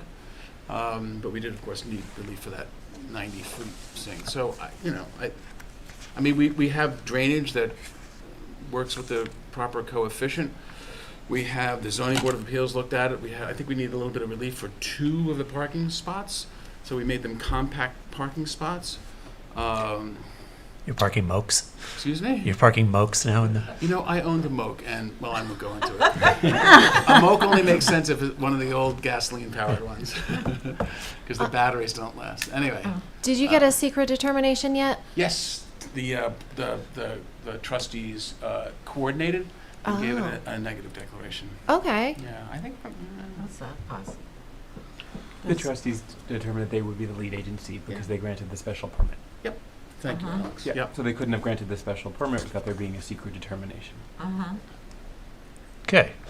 So Counselor, it goes back to you. Can I, while you present, can I see a site plan? Sure. Just Do so we I have can one? think about it? Yeah. Well, before we take a lot of time presenting, is there anything know different they you're have a presenting new than you presented in council. the last meeting? I'm sorry, could you repeat that? Is there anything different than you're presenting than you presented in the last meeting? One little thing, and you asked for additional information, Okay. and I'll make it very Go. brief. The Go. one little thing is changing the color of the trim. We were Okay. going with a light blue, Light green. I'm sorry, light green, and now we're going with white. That's why he's around, White? it's not just looks. Going with a white trim, because the light green was a product of the buildings that were in the front, and quite frankly, it's not a great color, so we're gonna make it white. Okay. The other thing is that at one point, and it's best seen in, this here, this is a ghosted, a series of trees. God. At one point, there was a very large, I'm gonna put my pen where it was a very large tree. And it made the building look like it stopped right there. And the question the board had, and understandably so with that tree there, by the way, the tree's going to still be there, but the building looked like it ended here. But in fact, it continues here. As you see, here's the one tree, and here's the other tree. And then this gambrel goes Thank through you. the back. Thank you. This you've seen already, where the gambrel comes through, which is this one and this one. These two, that forms the Frame the entrance, right? But it has that wonderful single-style asymmetry. Yeah. Right? This is, they're tearing, the clock tower comes And to down. give you an idea, And this is where Plaza Cafe is now. Got it. And it goes down. That's all coming down, Kathy. Yeah. That's Right. the building in the back. The 2 buildings up front? Big walls. Well, Anyway, I always. so are the they ta- being the painted tower's or coming whatever? down. The other tower's tower, I coming see down. that. But the 2 buildings up front, they'll be Right. repainted, and one of those buildings will have 8 workforce housing. Right, I saw that, right, and one will still be whatever it is now. Well, if the tower's coming down, because that is construction, is that coming to us as a separate application? Well, it's Because not we haven't historic. looked at it. It's not historic. Yeah, well, No, no, but it's we not haven't- shown on the site plan. The demolition evaluation will be part of this application, including the demolition of the existing Tower. buildings. That I'm- tower is, it's not, Well, it's a new tower. it's a new tower. It's nothing. I would never argue that that tower is The historic. tower. I promise you, Are you I would sure? never argue that's historic. My question is, when you demo it and change that building, is the look of that building in here, or It's not a building, really. It's No, a freestanding. it's just so you know, it's detached. It's It's a attached. it's just a freestanding structure? Standing out Okay, We could call it a An old Campanielli house. if you wanted to, but we're not going to do that either. I call it solvang, but that's a whole other thing. All right. Well, board members, we looked at this last time. Do you have any other questions while she looks at the site plan review? I actually don't like the white. The what? You don't like the white? Yes, sir. Oh, okay. What Oh, would you like? know, women. I saw that That look just on set your them all face. back 100 years. Go ahead. I I call thought foul it, on it that was, comment. I don't know what color the blue was, but I think there are green, blue, like on It was a Rob light green. Coburn's house. Yes. On what, like Rob Coburn's house? Not quite as green. It's actually a lighter green to match some of the other structures that are coming down. I just feel like now it called becomes sage more tint. pedestrian. that I- Sage tint. Well, there are many colors of paint, though. Yes. Let's just start from that perspective. What do you want to say? And I just feel like the white, it takes away the sort of distinctive look of that place. So, one of the things you need to keep in mind is that when you put a color on any trim, especially when it's up second story, it's very hard to maintain. So Yeah. what I find is and we've done a bunch of them. So? When you look on our website, it's a fair amount of trim to maintain, and many don't. And over time, they start to fade. And Yes. it's not quite as fresh as it used to be. We find But- that white obviously has been used forever from the Uh-huh. beginning of time. I have white trim on my house. I still have to I know maintain that. it. I mean, no one, it's not helping, you know. I don't know. I just thought it took a distinctive kind of look and then made it look like every other big building in a resort town. So that's my comment. I tend to agree with Susan that. Uh-oh. That's what That- we're here for. Yeah, that the green just made it a little bit special, and maybe you want to reconsider, maybe not that green, but maybe another green. It's a nice Look in your green. face. We'll just go back to the green. Well, did we ever even see the green? It was in the last. It's on the existing Was it? buildings. Yeah. Nina, comment. I kind of like the green too. Okay. I guess this is a zoning question, but this thing is so huge. I don't know. It's about, believe it or not, it's about maybe 2/3 of the size that the zoning code wants it to be. Believe it or not. Smaller than required. It's much. It's about half the size of It's the half the required. size. I'm sorry, half the size. If I could maybe. That's what we went point to the this out. ZBA for. I've shown to you this before. This is a house that I did that was an Architectural Digest. This board approved it many years ago. Is that on, Meadowmere? Meadowmere Lane. Yeah. It's on Yeah. Meadowmere. I remember that. George I beg your Cole's pardon? place I used to remember be. that. Yeah. The proportions work. This building here is twice the size. It's not 3 or 4 times the size. This is a single-family residence. Oh. Is there any way Councilor, to break the buildings up? I beg your pardon? No, break the no, we buildings up can't in do any that. way? That's, with this, if we break the buildings up, we have the same width issue. We had, you know. you run into all and sorts when of, we they do run that- into all sorts of Just- separate issues. Just with a plan. Because there's a whole drainage situation. If I could just briefly, if you were to break the buildings up, then we wouldn't be able to get the fire exits and egress and ingress. So we're really forced to make it as tight as we can in this way to be able to get the fire entrances on both sides. The first two we looked at were separate And- buildings. and the parking. Well, that's shown in the site plan. We And spent a then lot of the time with the parking fire lot. marshal on that. You get all that It was a great whole- circulation Behind it, in there. You get the circulation. and they had this. Spent a lot of time with the fire marshal. So Coun- there's a lot of Counselor, what are you zoning telling me up there? driving This is.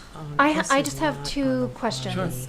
One is the outdoor pool, you needed relief for that, right? Was No, they that? gave us special exception approval. Okay, so you got that from the I'm so trustees. sorry. No, we gave that we got that from the zoning board of appeals. Okay. Because for some reason, the village of Southampton still keeps special exception with the ZBA. It's just so Okay. much parking lot That was, for I me, should have and mentioned I'm that. not That was part of the keen on it, approval, but, Alice, I'm I sorry. guess Okay, Yeah. all right. Need it. And then my other question is, where are you with the health department with the sewage treatment plant? We have the sewage treatment plant, it's hard to say, maybe halfway there. What we've done is and that's the site plan issue, but we've ghosted over the sewage treatment plant, and we're gonna present that to the planning board. We don't need to do that right now, John, but unless Alice wants to. We're presenting that to the planning board just to make sure that all the separation, because you know, you have those, as you know, Alice, you have between leaching pools and drainage pools, you have separation requirements. So we're gonna, we'll have a Squires and Holden plan ready for the planning board to show that we respected that separation. We were that's the most important thing. But we do Okay. that. But again, you know, humbly, I wouldn't suggest that would be an ARB issue. That is a site plan issue. No, I am trying to determine whether this will change. And I don't don't see it. think that it will. Because really, this board often does wait for the other boards to complete their review. But given all the approvals you already have, I think once the board is comfortable with the architecture, you can go ahead and give an approval when you're ready, and just make it conditioned also on getting final site plan approval. All right. Are there any comments from the public? Okay, so here's what I think I'm hearing. I'm hearing there's a whole lot of love up here for green.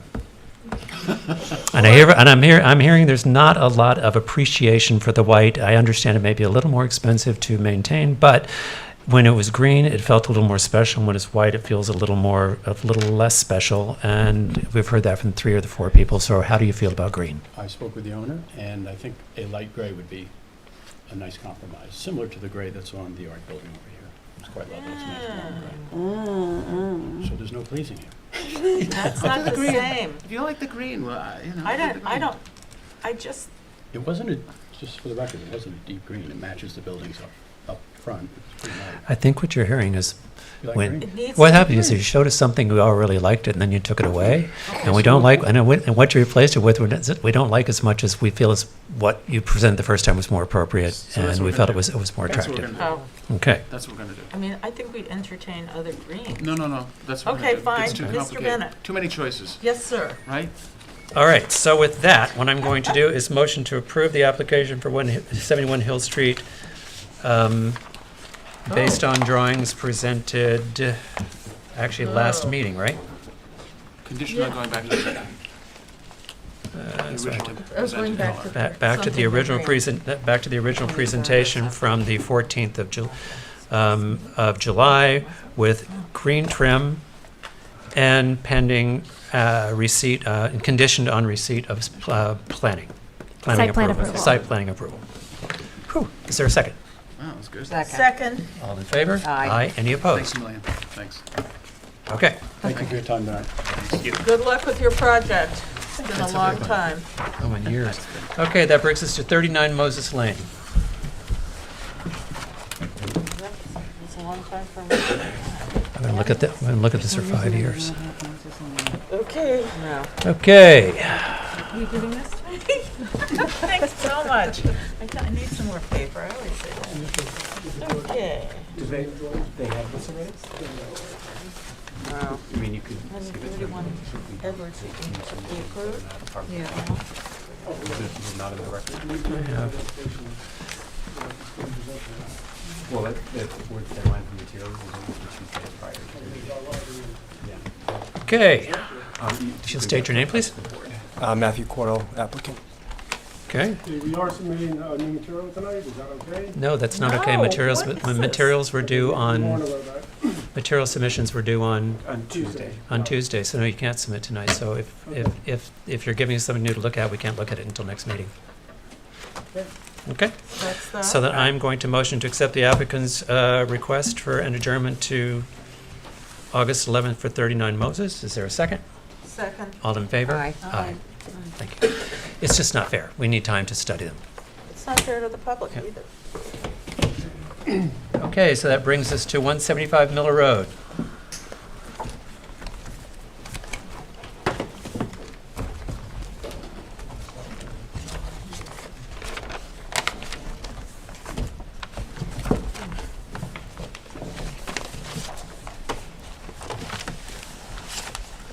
If you'll introduce yourself, please. Hi, my name is Rick Tokowski from Peter Cook Architect. Okay. I have Vito and Karen, who are the homeowners here tonight. Hello. Aye. Congratulations. Thank you. Okay. So at our last meeting, there were a couple concerns, one about the front door, one about the solar panel layout. That is Yeah. correct. So we submitted some renderings to help sort of clarify what we were planning on doing. You did. I guess we could deal with the entry door first, because I seem like that's more of a straightforward conversation. Okay. We're proposing a 2-panel door with quarter glass above at the top. I don't know if you can see that on the maybe this is it. I'm gonna Is this share. the pack, or is this what you Yeah. recently submitted? No, Okay. that was There's the no- original house. I submitted 3 renderings. Yeah, I saw it, I Okay. saw it. I'm very I proud of submitted it, yes. 2 options for the front. Yep, I looked at rendering. something, I don't know. Yeah. okay. So it's in the regular, we'll just look at it. Okay. Go ahead. So, I don't know if everyone heard me, but it's just a 3/4 solid door with a glass panel above, similar to what they had prior. And then the other concern were with the solar panel array, which I think both Vito and Karen want to speak about. Okay. What I have here is the initial proposal with the solar panels on the front elevation, Miller roadside. And then I have a second option, which was in response to your conversations about removing them from the front. Yep. Push it down a bit, the sheet of. Which one? I'm sorry. The I can proposed just put it one, on top the if new you one. want. There, That's- yeah. That's the one with that. Oh, yeah. Cool. Yeah.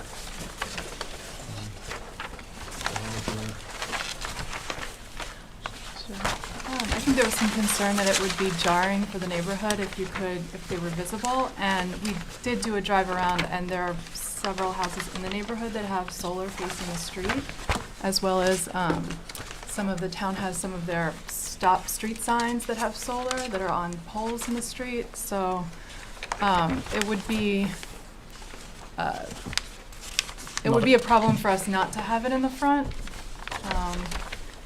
Apparently, so I think that would really penalize everyone on that side of the street. Can you put it in the garden or on the garage or? We don't have a garage. It's a very tiny house. They're light colored. How about in the garden?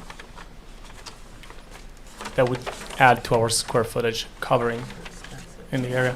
Like we have just a very modest hip roof, and like you would anyway see it from at least three sides of the street, and you can see it even from Hillcrest Avenue when you drive by through 168. It's like you would be able to see the solar panels however you want to do them. However, south-facing solar panels will produce basically 60% more solar energy than what actually would be on the north side.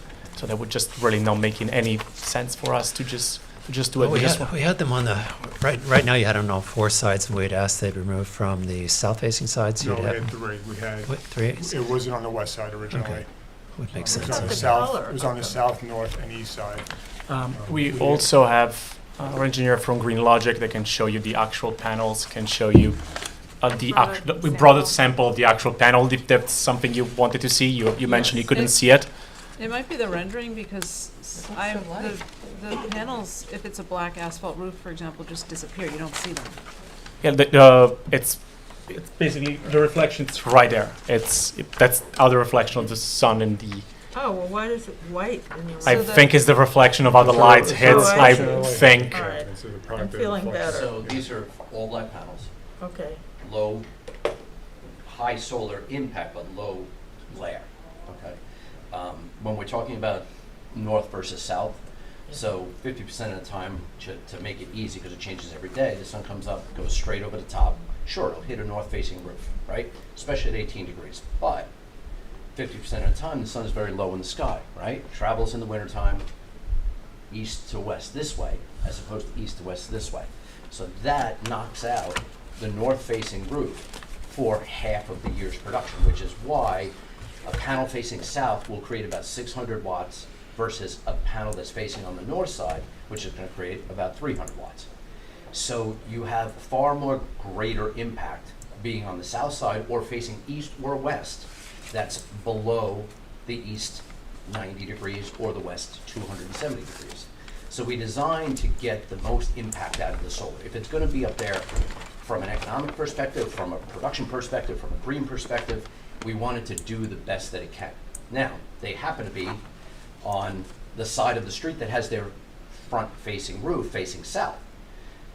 Anybody on the opposite side of the street then has a rear-facing south roof. So it's a little, I guess, unfair of choosing to live on one side of the street versus the other when it has an impact, right, of that detriment.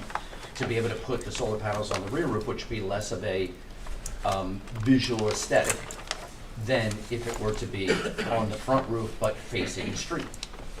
So we just want you to see the panels themselves, what they look like, and you're exactly right, Nina, that in a black asphalt colored roof, they do sink in directly. There is no more of the white checkerboarding that used to be here, and that was created because there was a white back sheet, and the solar panels have gotten so good now that, and with the aesthetics that everybody chimes in on, to make them pure black. So other than being about 3/4 of an inch spaced apart, they'll cover parts of the roof, but when you have that black asphalt shingle, it does sink into the roof and really disappear, as opposed to if you were to put this panel, imagine this, on these cedar roofs that, you know, that we see, right? Which eventually turn to that very light gray. And now we always tell everybody, like, that is making a statement. So now you're talking about a black array sitting on a light gray roof. But when you go to the asphalt shingle and you choose charcoal and get it to be dark like that, Nina's exactly correct.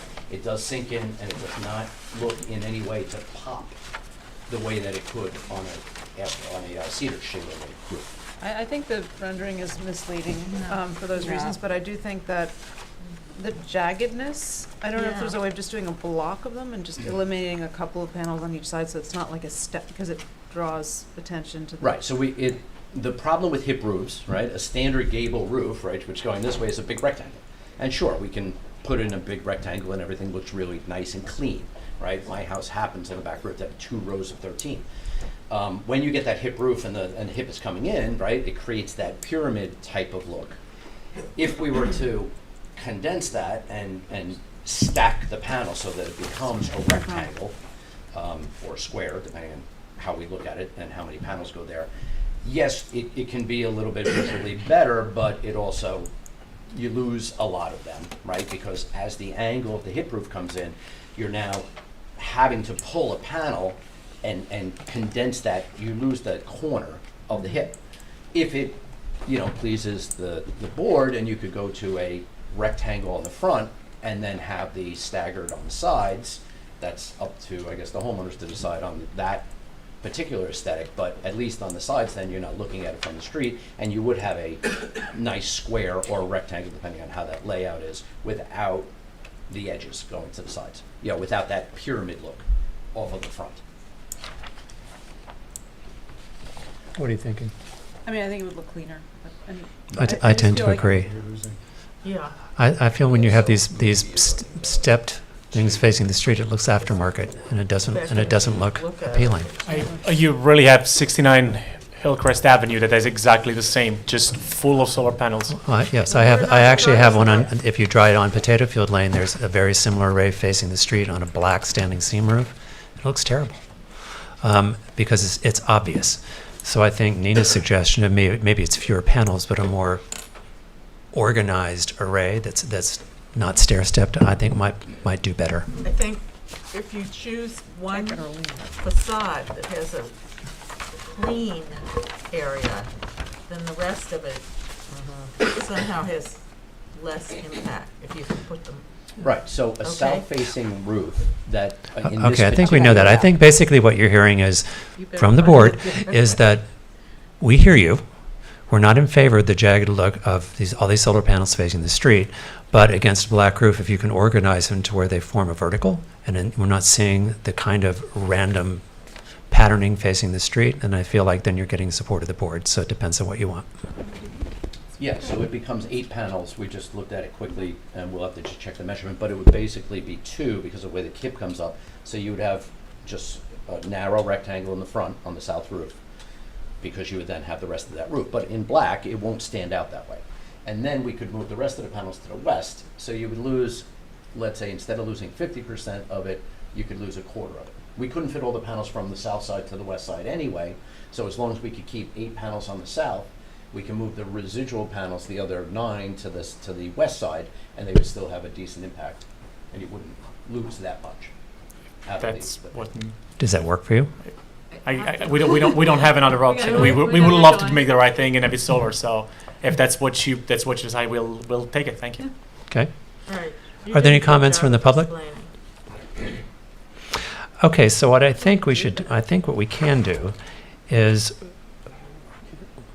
we can approve it pending receipt of an updated drawing showing the updated pattern on the south facing roof. Is that correct? Can we do that? Or should we wait to see it? I think you can approve it, and that's fine to do an updated plan. I think you already described pretty well that there would be, what, 8 on the front? 8, yeah, 2, so 2 in landscape by 4, so which will create 8 panels down the center of the front roof.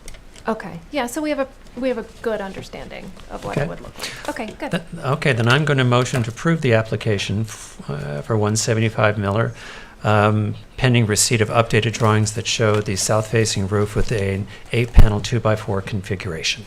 Do we need to just submit the roof plan? Yeah. And then Yeah. that's it? Okay. I don't have to submit the whole application again? No, just send in an updated rendering of the Okay. south-facing roof plan. Okay. And we'll put it into the file with the rest of the drawings. Okay, great. And before I sign off in the file, I'll make sure it's in there. And when is that due by? When you get it to me. Soon. Yeah. Next day or Yeah, two, right? yeah. Yeah, that's fine. Yeah. I just wanted. But we Can have a I get motion a on the floor. second Is on there a that se- motion? Is there a second? Second? All in favor? Aye. Yes, if you just want to get that rendering, send it to Alex in the building department, we'll put it in the file, because what happens is I then go in and review the files, and I have to sign them before it goes to the building inspector. And I'll look for that before I sign off on it. Thank you. Thanks so Great, much. thank you. Have a good night. Okay, so that takes us to 175. No, we did that, so now we're up to new matters, 177 David White's Lane. Do you have the affidavits, and are they in order? Yes. Okay. It's good for you to look like that. It's not necessary. Hello? How are you? That's all. Well, we're doing okay. Yourself? Plans out for you guys, or? Yes, please. And then introduce yourselves, please, and become friends with the microphone, and we'll roll.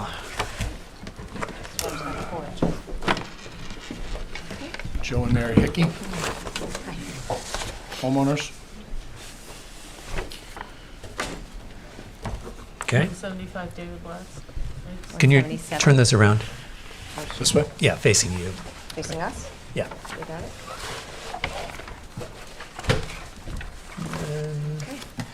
There we go. Okay. So currently, there is no proper front entrance to the house. It looks like a handball court. So we're creating a proper front entrance with a porch and a small extension on the side of the house.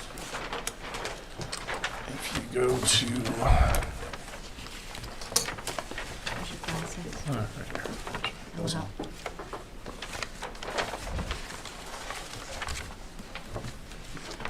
You can see right here, On Where- page S1? S1. S1 or C1? Oh, S. They're on S1. S1. Okay. We're adding a front door. And just so I'm clear, are you designing this house yourself, or is there an architect involved? There's an architect. Are you an architect, or? No, the architect, an architect did it. Oh, okay. architect, absolutely. Okay. Okay. We just came ourselves and didn't have the No, architect. I appreciate that. I see what you did the drawings, but okay. All right. Go ahead. So, like I said, it's just a small extension on the side of the house, removing the kitchen and putting a proper front door on the house. It's in line with everything that's in the neighborhood. We're well within our footprint for the size of the house. Maintains a lot of green space. We're not changing the color of the house. We're gonna re-side, re-roof, and put new windows in, but it's all cedar shake. Mahogany decking in the back is gonna get weaved into the existing decking, and a bluestone front walkway. So it's pretty simple, pretty consistent.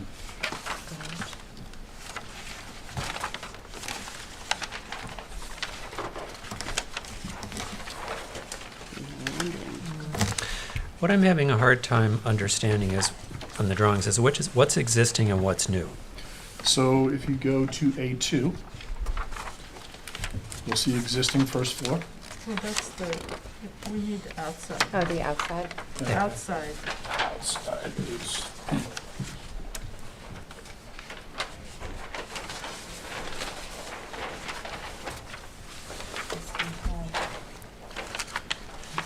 Okay, how about A9?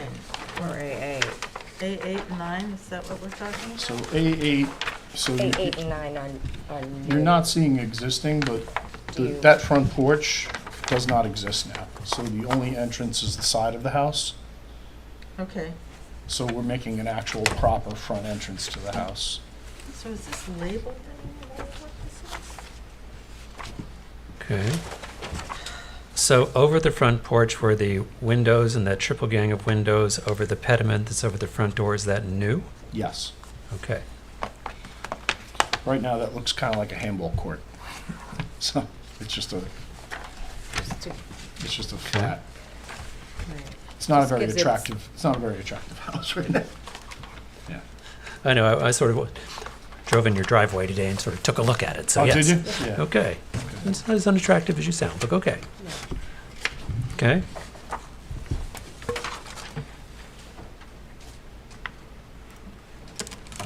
And then, board members, are you clear on what's? No. No, I'm sorry, but normally someone says, here's existing, Okay. You need, here's what we're doing, here's what's new, so we can determine what's pre-existing. doing? Because we don't want to comment on things that are existing if you're not changing them, Gotcha. but we don't know what they are.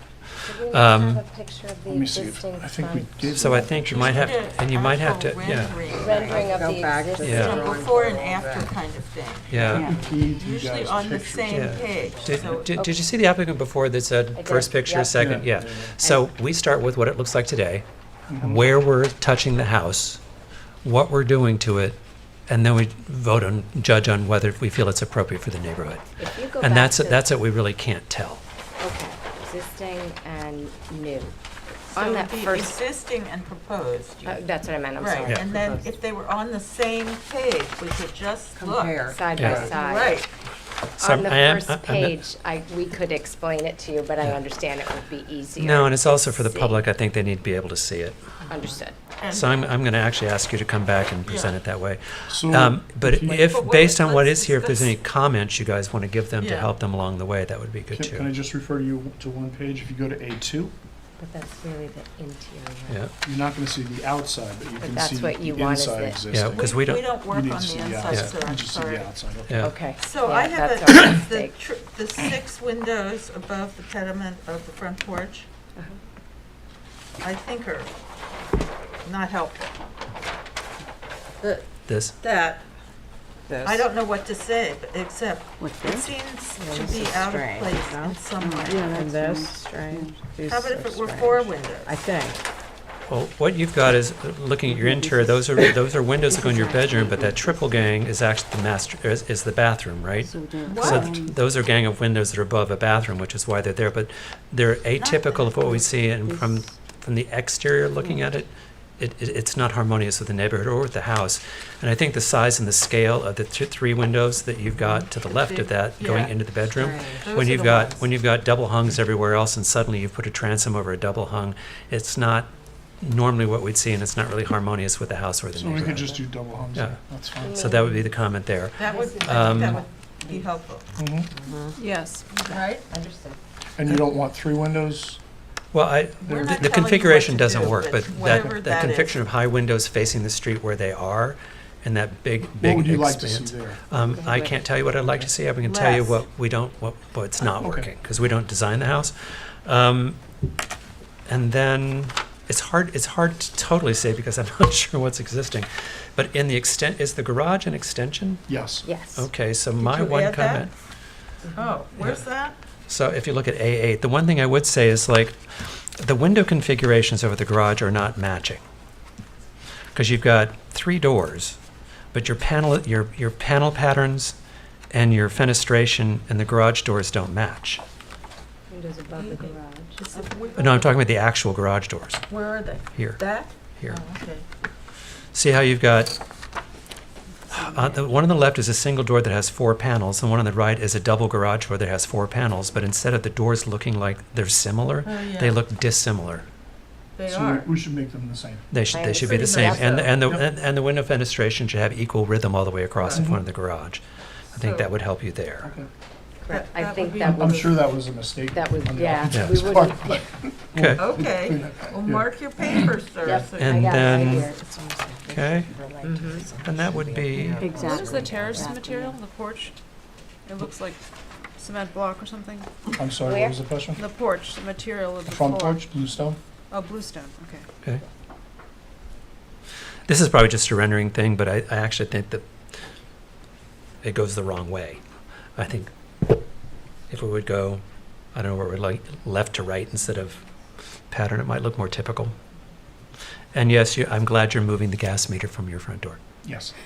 All right, so you think you can come back by the 11th and update the drawings and make all that make sense? Okay. Did we get public comment? Pardon? Did we get public I'm comment? about to. Oh, no. Are there any comments from the public? Or anything else about it that we should take back? We can't really tell Tell you, everything. okay. I mean, Yeah. that's the That's thing, you fine. know what it looks like, Yeah. but we don't. Is the window that is here okay? Which page are you You said on? you want me to clean these three up. No, I'm not down on that. I think the It's the other fenestration one. on that whole elevation is not working. Okay. And may want to So think just make about. it more consistent with Right, the rest of and the what you house. may want to think about is, do you even need the pediment, or does the roof go all the way across and you rearrange your window rhythm above it? I don't know, but just right now, the window location on the wall above the entry porch looks random. So I'm just gonna have them go with double, and have it Yeah. match the rest of Yeah. the house. So They might just need to reconfigure that bathroom to make the windows make more sense. Okay. And as difficult as it is for you to see now, this is a much cleaner, more uniform roof line. If you've been to the house, you know that Yeah, I was like, after hmm. that, Yeah, it looks after like a the mistake. stay, yeah, it's. Well, it will get better. So I'm going to motion to accept the applicant's request for an adjournment for 177 David White's to August 11th. Is there a second? Second. All in favor? Aye. Okay, we'll see you then. Thank you very much. Great, thank you. Thank you. Which brings us to 175. which brings us to 110 West Prospect Street. Do you have the 177. affidavits, and are they in order? Yes.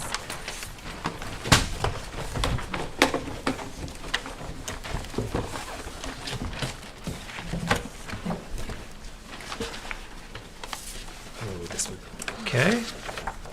Ooh, big drawings. So we probably have to do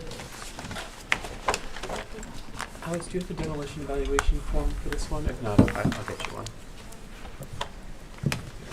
When was this given back? Let's see, stamp. So basically, He will tell us. That's July. Good evening. Oh, okay. Start by introducing yourself. name, Sure. sir?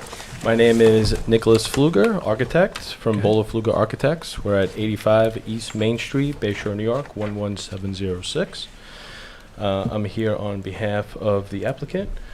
We're here tonight to present to you a proposed two-story dwelling, and we are also demolishing the existing dwelling.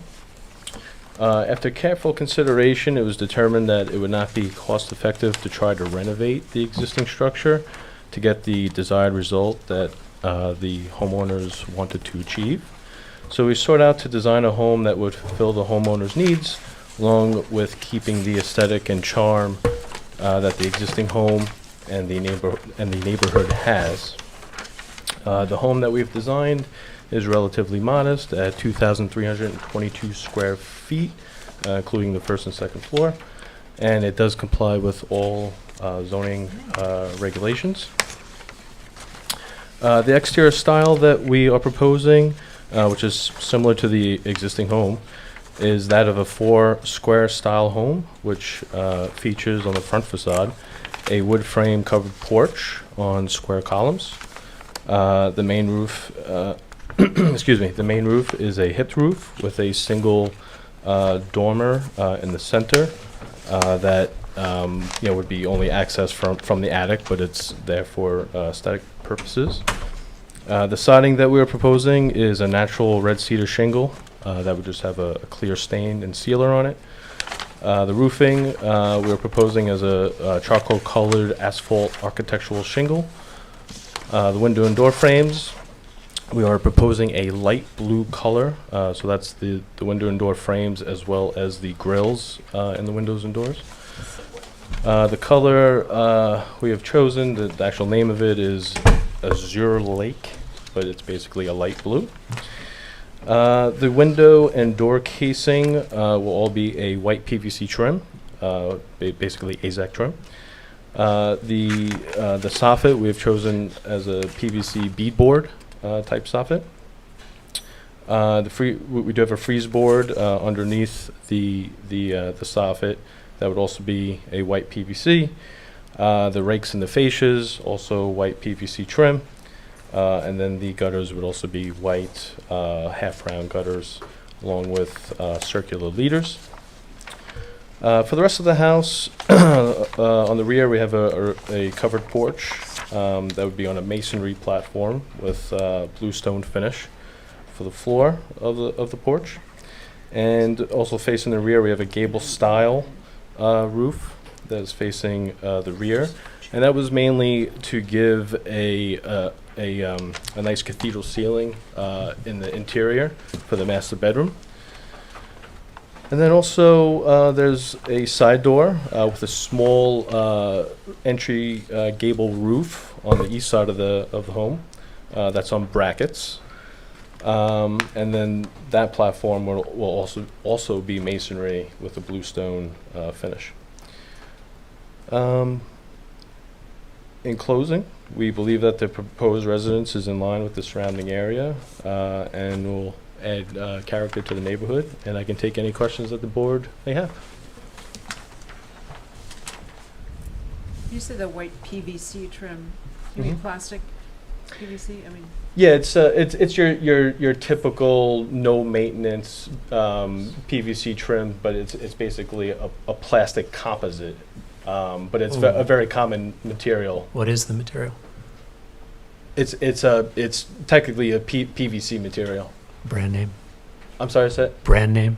Oh, it would be AZAC. And I actually have a sample here. If And you'd like you're to going see to paint it. It's matte, is that correct? It would be, yeah, it's really like a matte white But you're painting it. color. You can paint it, but usually, it comes white and you just, leave it that white color and fill the nail holes, do proper scarf know. joints and all that good stuff. I know. I have 1,000 houses around here that have AZAC, and they've all been painted. But okay. Okay. Yeah, because we don't want to we see. can certainly paint it white. I If don't want to that's see a bunch preferable. of. Yeah, you should probably. Okay. That's not a problem at all. All right. So basically, you're tearing down a 4 square to build a 4 square. That's basically what it comes down to. The existing home, we did really look at keeping it, but in terms of getting better ceiling heights and getting the square footage and also the positioning of the home, it just really made more sense to knock it down and be more cost effective ultimately to do it the way that we're proposing. Okay. Board members, comments? Well, I prefer to retain, repair, replace, and not tear down. That's just my standing, and this is a very classic house that is very appropriate and quintessential to our village. So I would prefer if you not demo it. That's my first. Yeah, if I could speak to that, one of the big things with the existing home is that it had relatively low ceilings, so to make any kind of renovation to change that would be very difficult, and again it just wouldn't be cost effective. But that is why we chose to stay within a 4 square style. So really the end result is going to be very similar to as if you were to renovate the existing home in terms of the aesthetic. Yeah, you're just losing some of the character in the original home by using the AZAC and not having the some of the details that are there now under the eave. It just seems to me. Well, I think to be fair to the other applicant we had tonight, we're going to actually ask Zach, send it out for historic, just have Zach take a look at it quickly. And get his historic before we make a decision on demolition. You're outside the historic district. I get that. But I just want to get the same report back from Zach. Understood. So there's nothing. We know that there's nothing we should be taking into consideration. Understood. Okay. That's Do we fair have enough. a build date? What? Do we know when this house was built? A while ago. Alex, do we know? According to me. There was not a determination made because it had to come to the full board anyway. But we can see what records we may have in the building department. Okay. Okay. What about the outbuildings? There's a whole lot of stuff here that I don't see any Frame garage, pergola. Yeah, those are all existing structures to remain. We weren't proposing to do anything to okay. those structures. So you're leaving The the pool out, you're house? leaving the outbuildings. You're just- Correct, yeah, all of that is staying. Okay. The only proposal before you It's the tonight house. is the Okay, house. just Correct. checking, sir. Well, Yep. since we're going to have to find out the build date and find out information anyway, for tonight, any comments anyone has about the architecture, the proposed architecture? I think the window-to-wall ratio is off. Would that be for The any front- particular facade? The front just seems with the transom windows for top, it just seems to be overkill for the front. Okay, understood. I think if you went back and look at the existing house actually, and look at the proportions of the windows, windows to curtain wall of the house, like the transoms over the first floor windows are not typical to a four square and not something you'd find. I think that's wrong. I think the weight and the size of the transom that's over the front door is inconsistent. Yeah, I think the Um, transoms are not appropriate for north elevation because it's too much glazing facing north.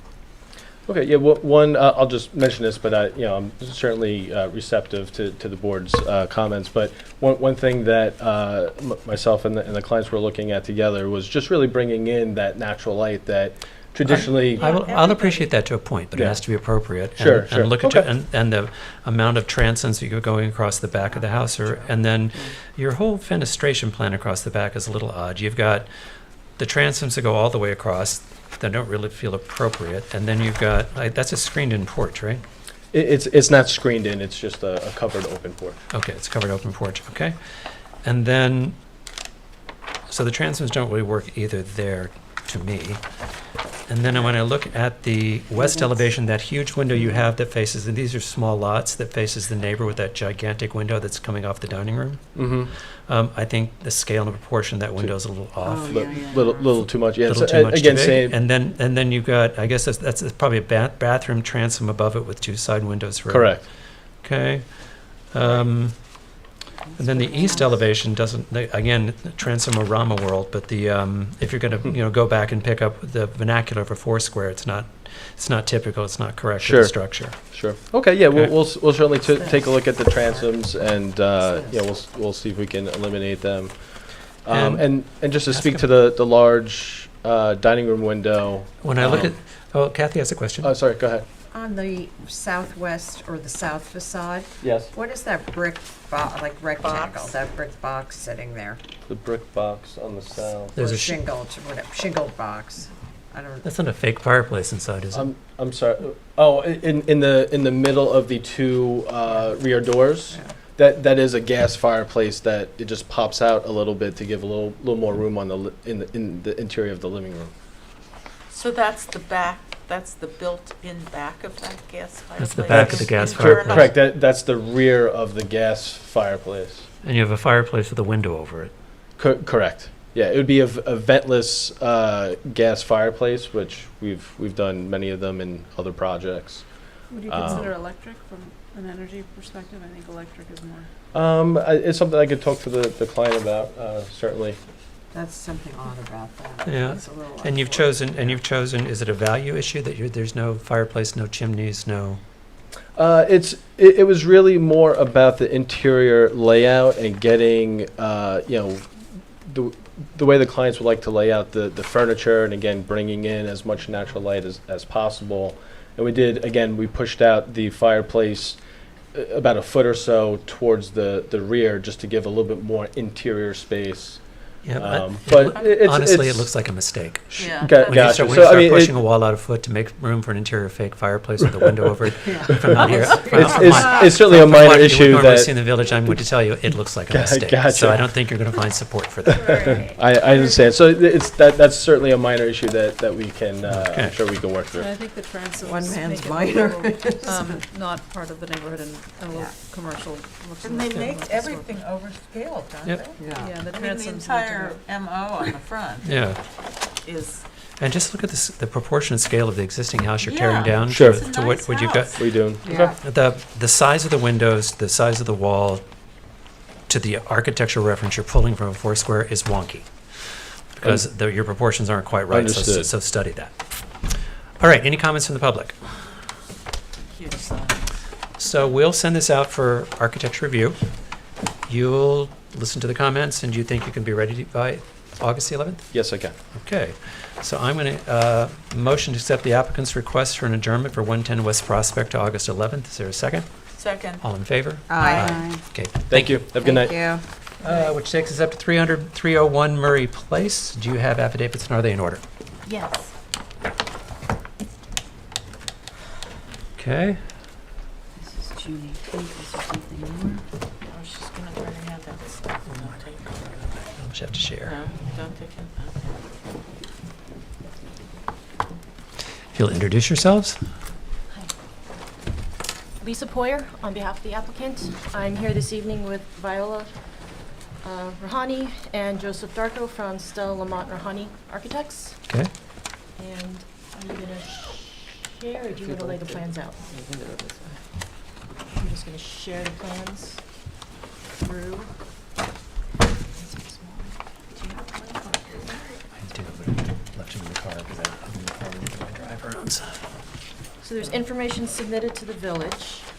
This application is an amendment to a prior approval. It was originally approved January of 2023.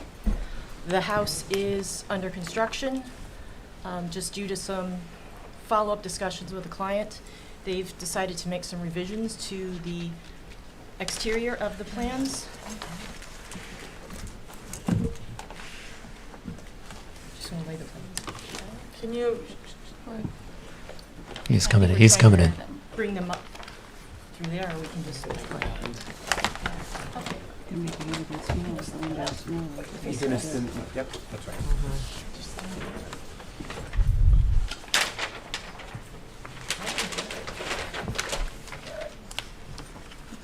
So, the original design that was approved is shown on the top. Not yet. Up there it will be.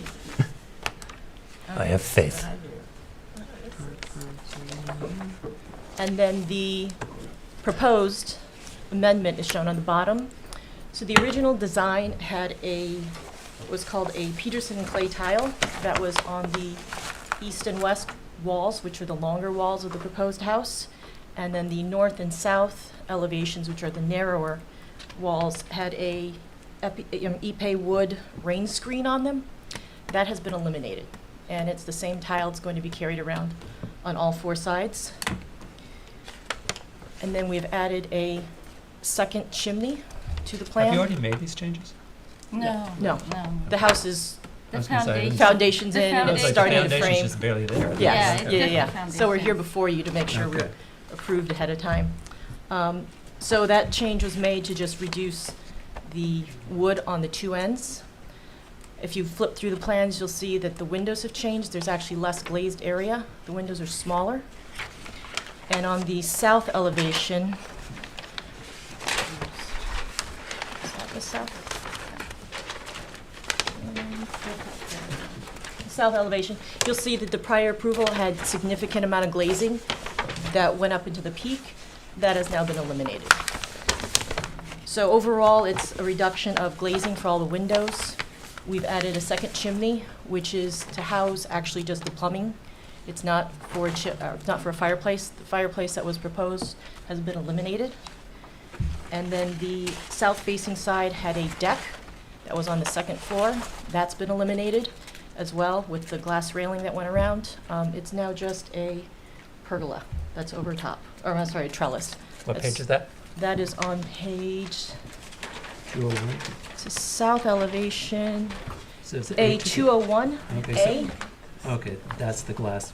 Okay. Yeah, the glass railing was shown up top with all of the glass that went up into the peak. And then that's, the glass that went into the peak's been eliminated, and then the glass railing with the full second floor deck.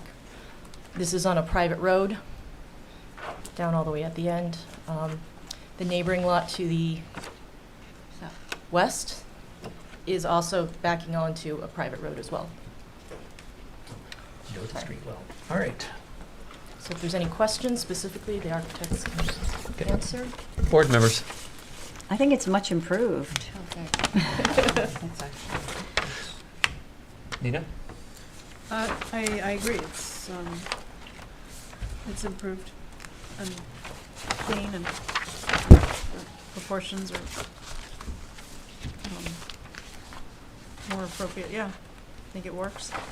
Susan? I agree. Okay.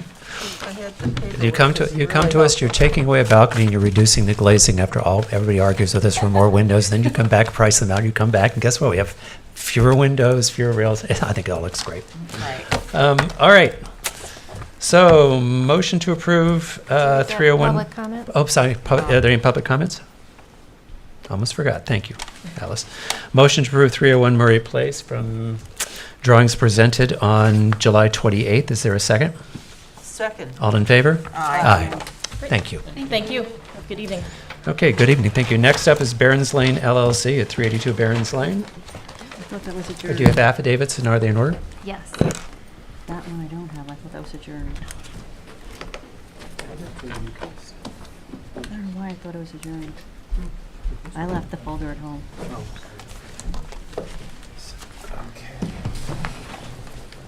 I have John Bennett for the applicant, and Sean Watson and Ron Shirelli are with me. I'm sorry, butchered your name, Ron. I'm sorry. Affidavits of mailing and posting are in. I'll let the architects present, but just from an overall point of view, there's been a decrease in the glazing square footage, a little bit, not much, but a decrease.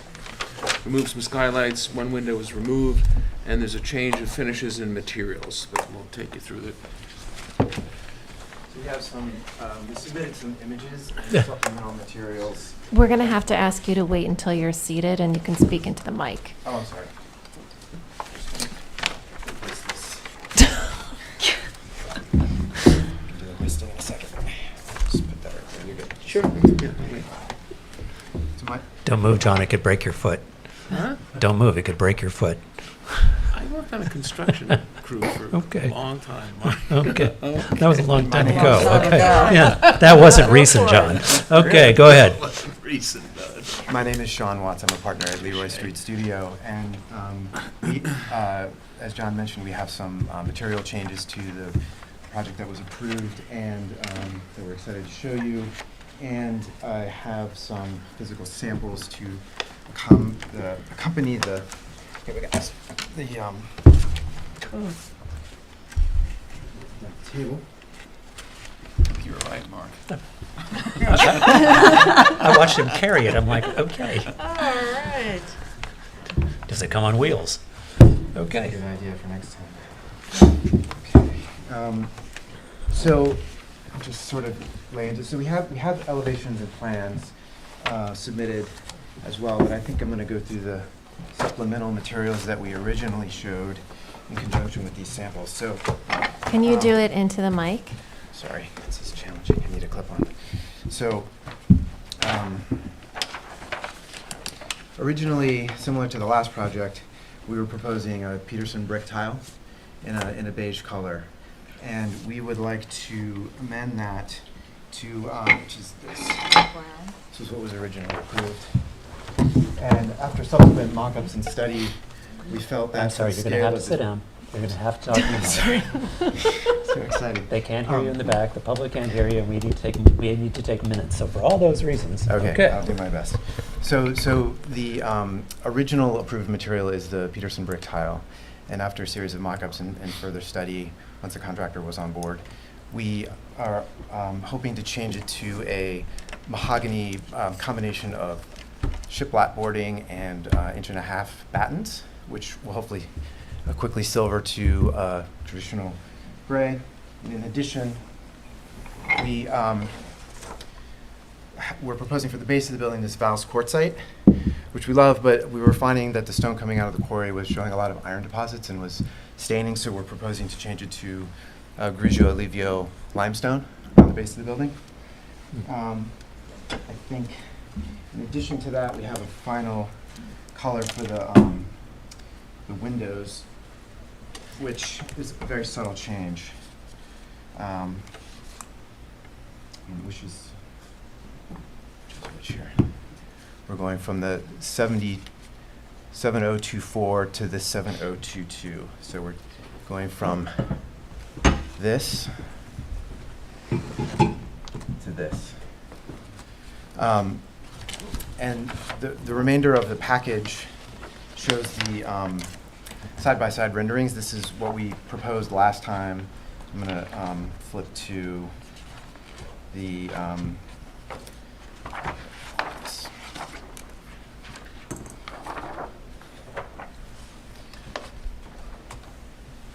this is the top image in your package is what was approved. I actually think you have to turn that around to face. I have to turn it to me. So the image in the top image in your package is what was originally approved, and the bottom image in these renderings is what we would like to change it to. So you can see all of the windows are basically in the same places. There's been a decrease in the size of glazing for several reasons. One main reason was the decrease in some of the clear story windows size, and some of the windows are changed in proportion, mostly to comply with the module of the boarding that we're hoping to switch to. And as you can see, we hope that this is a kind of more natural, gentler, softer contrast against the large areas of glazing in the project. And there were, on the south elevation, we had one issue with the large glass over on the east side. Just because of hurricane restrictions, the fabricator was unable to make a piece of glass that large, so we added a mullion. And then on the west side, on the east side rather, facing, this is the west side. You can see the patterning of the mahogany on the right compared to the original brick tiles. And from Is that facing Alexander? No, this is facing Xanadu. Oh, I'm sorry. Okay. It's okay. I got confused, sorry. This is a view from the beach, south elevation from the beach, where you can see the windows are in the same general location, and you can just see the patterning of the mahogany siding. And then this is the view from the property to the east. The upper image is the brick tiles, and the lower image is the mahogany siding. Go to the north elevation and walk me across the front of that north elevation, because suddenly in your proposed, I can see all the way through the house differently than I can in the approved, especially on the right side. The north elevation. I see a whole long line of what looks like windows that don't look like they're in the approved design. As a matter of fact, I feel that way on the left-hand side too. Well, maybe not. I'm not sure where you're talking about. Page. On the north elevation? Here versus here. I think that's just a difference in the rendering. There's been no change to that elevation. That elevation has the louvers on it, that the painted metal louvers. Can you show it in elevation? I can show it in elevation. Yeah, might be helpful. Right. Does it still have the painted metal louvers? Yes, that elevation is unchanged. So this is the north elevation, and you can see that the pattern is basically the same. The pattern is basically the same from the top to the bottom, and the same thing on the west. I think what you're seeing is maybe the slight difference in the rendering engine and the opacity of the glass. Yeah, I think that's what that is. Top is approved, bottom is proposed? Correct. Yeah.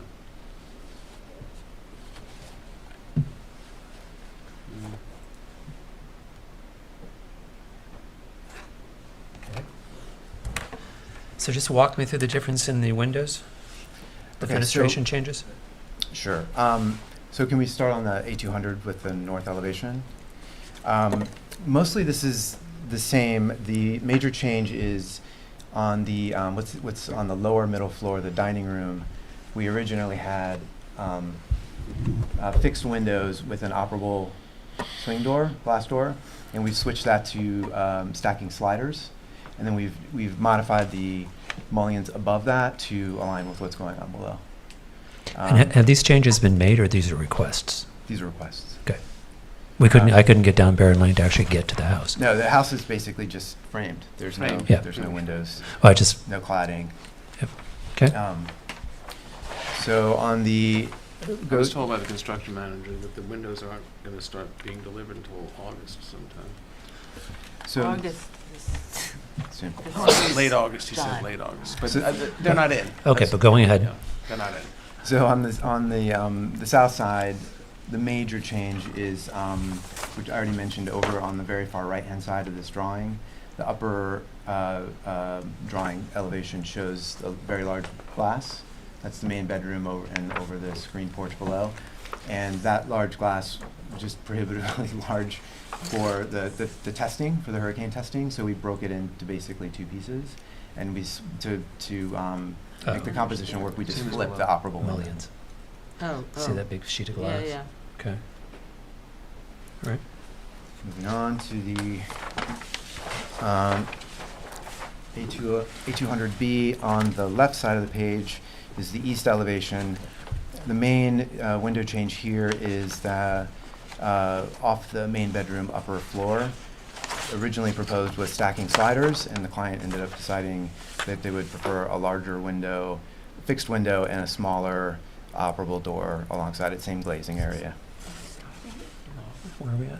And also the clear story down below, which is in the screen porch on the other side, has been reduced quite a bit in height. You lost us back there. Oh, sorry. So What page you are on? you on? Oh, I'm so sorry. 200B, A200B, and then drawings 3 on the left, the east elevation. Oh. 200. Small So which is Small. Yeah. This is proposed. Walk me through that change one more time. You've got Sure. you've got an increased window size on the south elevation proposed. Oh, wait, you're on south still, or east? No, we're on on east and west. Went to the Okay, east. you're on east. Okay. Okay. So on the east, on the upper left portion of the facade, that's the main bedroom. That changed from stacking sliders to a fixed window with a swing door, sort of the opposite of what we did in the dining room. Okay. And then just below that, there's a clear story, which went from we cut it down about 40% in height. That's really the major change on this And you elevation. added more windows. You divided them up. We divided it differently so we could have Okay. an operable, yeah. Got it. Okay. And then on the west elevation, the only real change in the glazing is the clear story, as you can see on the upper left-hand side, was reduced in height in a similar fashion and an operable window added on that wall, so it's pretty similar, just Okay. with less glazing. So overall, I think, I have one more. On page 208, this is this is bigger for some reason, but than the print, but this is the accessory building. And so on the left-hand side, this is 2 pages as well. On the left-hand side, the approved is above and the revised is below. You can see the material change, the glazing. We added an operable window at on the main level. That's pretty much the main difference there in glazing. And Can you then, point to it on the screen? Because oh, so we there's- added this window. Oh, there's the mouse, I see. Oh. It was a kind of 4 and 1, and now it's a 3 and 2. And then there's no glazing on the Changes. east elevation.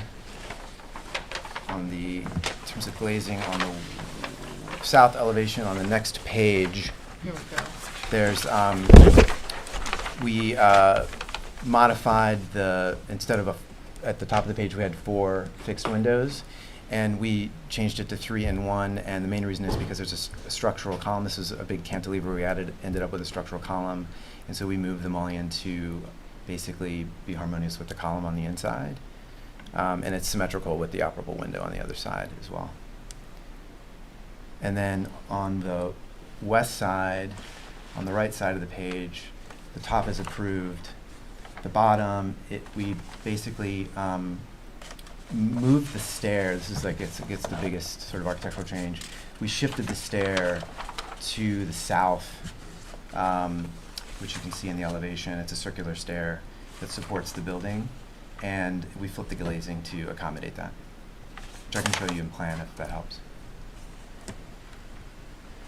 So the stair moved from here to here in elevation. But it's still a similar structural cantilever, resulting with an overhanging floor. Okay. Board members, questions, comments?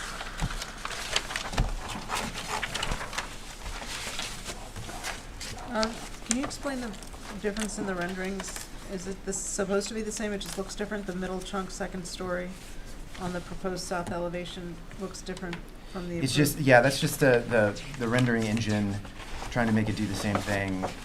I guess like a year and a half later, we just had a hard time matching that, but the intent is the same. The major difference is that there's a skylight in the original proposed one over that hallway, and we omitted almost all the skylights along glass hallways in the revised version. So I think it was actually the skylight area in this house in general was decreased by about 388 square feet. So there's going to be a lot less light going up into the sky from that. A lot less heat going into the house. Yeah. Good. Dark skies. Yeah. Okay. Anybody else? No. No. No. I actually think the softening the palette, I think the new proposed Nice. color palette's actually better. Great. It's going to soften. I think it's going to blend itself into the earth a little bit better than the current lighter palette that you had. Be my, anything, are there any comments from the public? Okay, so I'm going to motion to approve 382 Barron's Lane based on drawings presented on July 28th. Is there a second? Second. All in favor? Aye.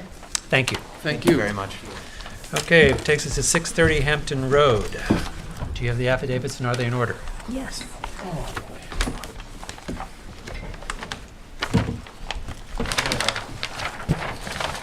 Night.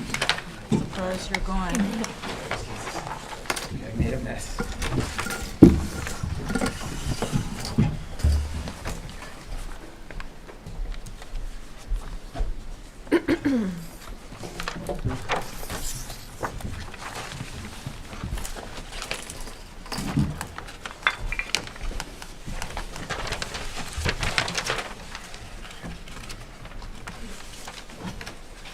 John, aren't you carrying that big wooden structure since you used to build houses? Aren't you carrying that big wooden structure since you used to do, well, you used to do construction, aren't you gonna?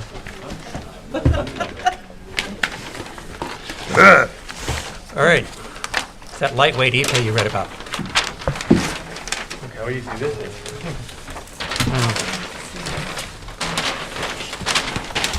So you can turn them to face you. And then you can start, because you'll have to talk in the mic and then start by introducing yourselves. Okay.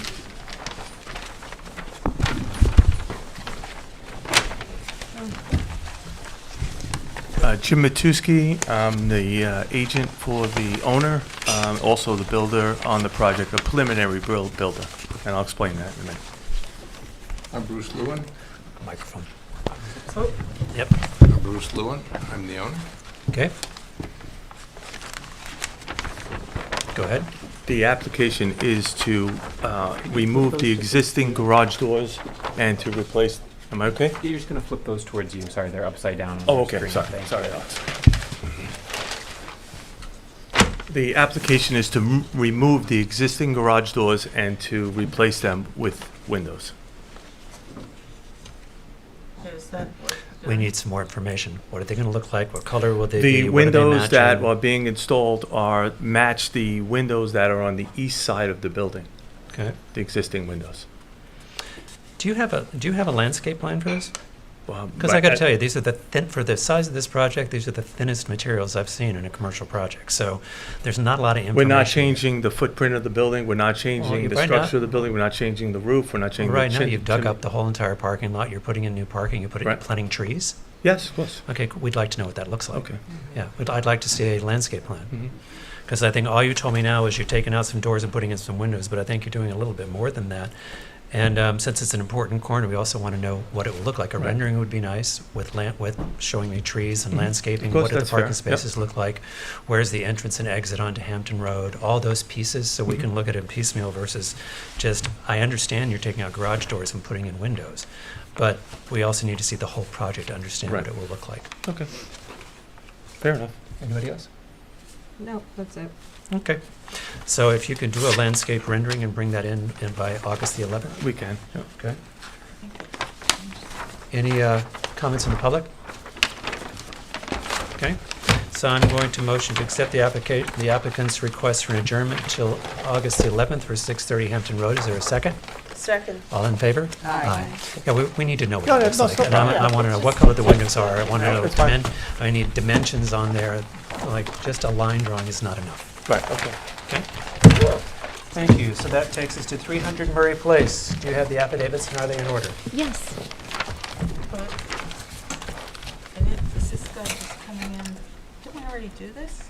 No, there's two Murray Places. Yes, There's 300 and 301 Is- tonight. but 300. Okay. Okay. What did they do first?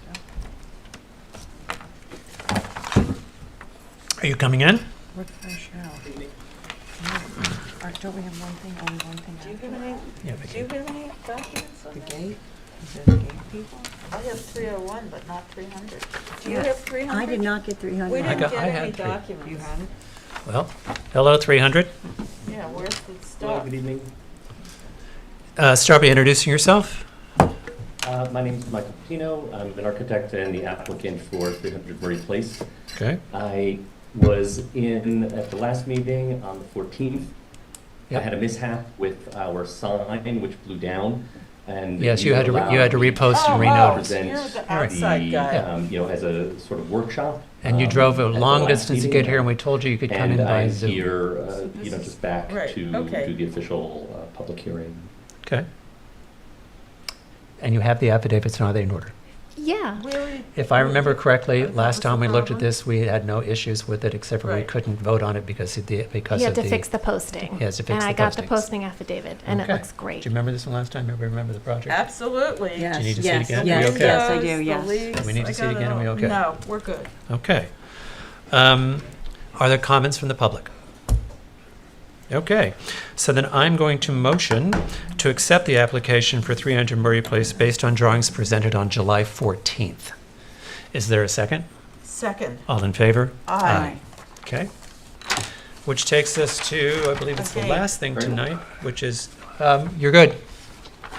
Good luck. We've saved you the trip. We promised you we'd save you the trip.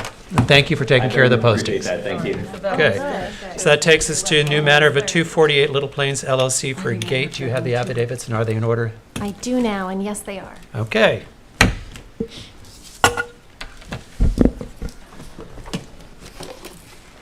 I didn't, who's got the I got this. goods? I never saw any of this either. I got this. It's a gate, right? Yep, it's a gate. You're gonna flip that It's a facing 4-foot you. gate with 6-foot gate posts.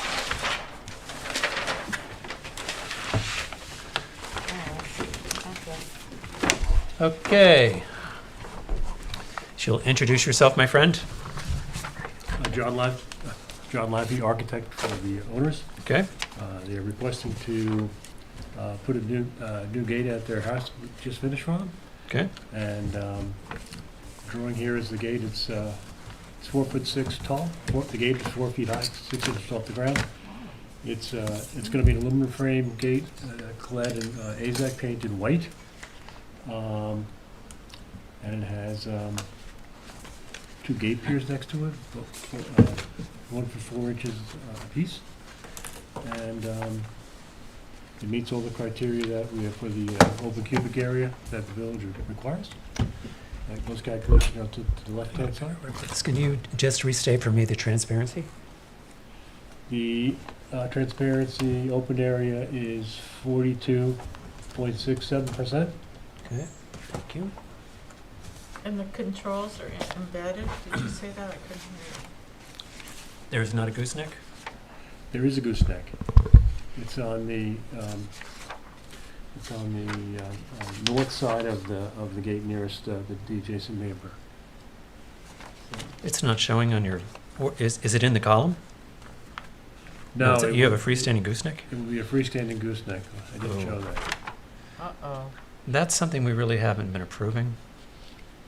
Either you going through more modern technology or it being on the column. I'm sure that would be more than acceptable to them. Okay. My only question is, if you've got a 4-foot, it is, and maybe I'm just the only one, why are these posts Yeah. existing? No, no. Then why Well, are they so much taller than the like I should gates? say, they're right now, they put up a temporary set of gates out on the property because of their children and dogs and so forth, and, but they felt they wanted a taller gate. after seeing the 4-foot gates that are next to the ones that are currently, the ones that are on site right now are temporary. But on your drawing, why are the piers so tall? Why do I have 6-foot piers and a 4-foot gate? It was an owner's preference. Okay. If you don't like, I'm sure that, right now there's 4-foot piers next to the gates. And they thought they looked a little stubby. This does not look typical to me. Normally, we see piers that are more in proportion to the gate height. We can make them 4 feet and. Well, it could be Well, 5 your feet. your gates are, the gates are 4'6"? No, the top of well, right now I have 6'8" gate piers. They're one a bit taller. But we can drop them down to 4'6". How tall is the gate? 4, is that right? The top of the gate from the ground is 4'6". Okay. 4'6". The gates themselves are 4 feet tall. Okay. What I would say, I think it would look more typical of the village if the piers were 5 feet instead of 6. I think it's a weird dimension. Also, it's in a place where Yeah. tight. Yeah. It's really tight, yeah. Yeah, it's okay, but I mean, there aren't a lot of gates. So if you'll agree to lower those to 5 feet, and there is no, and there is no, I was just there to. and there is no gooseneck on here. So good luck. Need a better drawing? Anybody else? Any other comments? I think the piers have to be reduced. Well, that's what I'm saying, to 5 We feet. can make them 5 feet. Yeah. 5 feet, no gooseneck, good to go. Okay. Right, my feeling. So, okay. I'm going, are there any comments from the public? Wow. We get to this point, everybody does my job. It's great. Okay. I'm going to motion to approve With the application for 248 with the stipulation that there is no gooseneck control and the piers are dropped from the existing 6 feet 4.5 inches to 5 feet. Is there a Good. second? Second. All in favor? Aye. I'll Great. just revise the drawing and get. Just back revise to it, you. bring it in, and then when I go in to sign it, I'll look at it. Thank you. All right, with that, I motion to close the July 28th meeting of the Southampton Village Board of Architecture Review and Historic Preservation. Is there a second? Second. All in favor? Aye. Aye.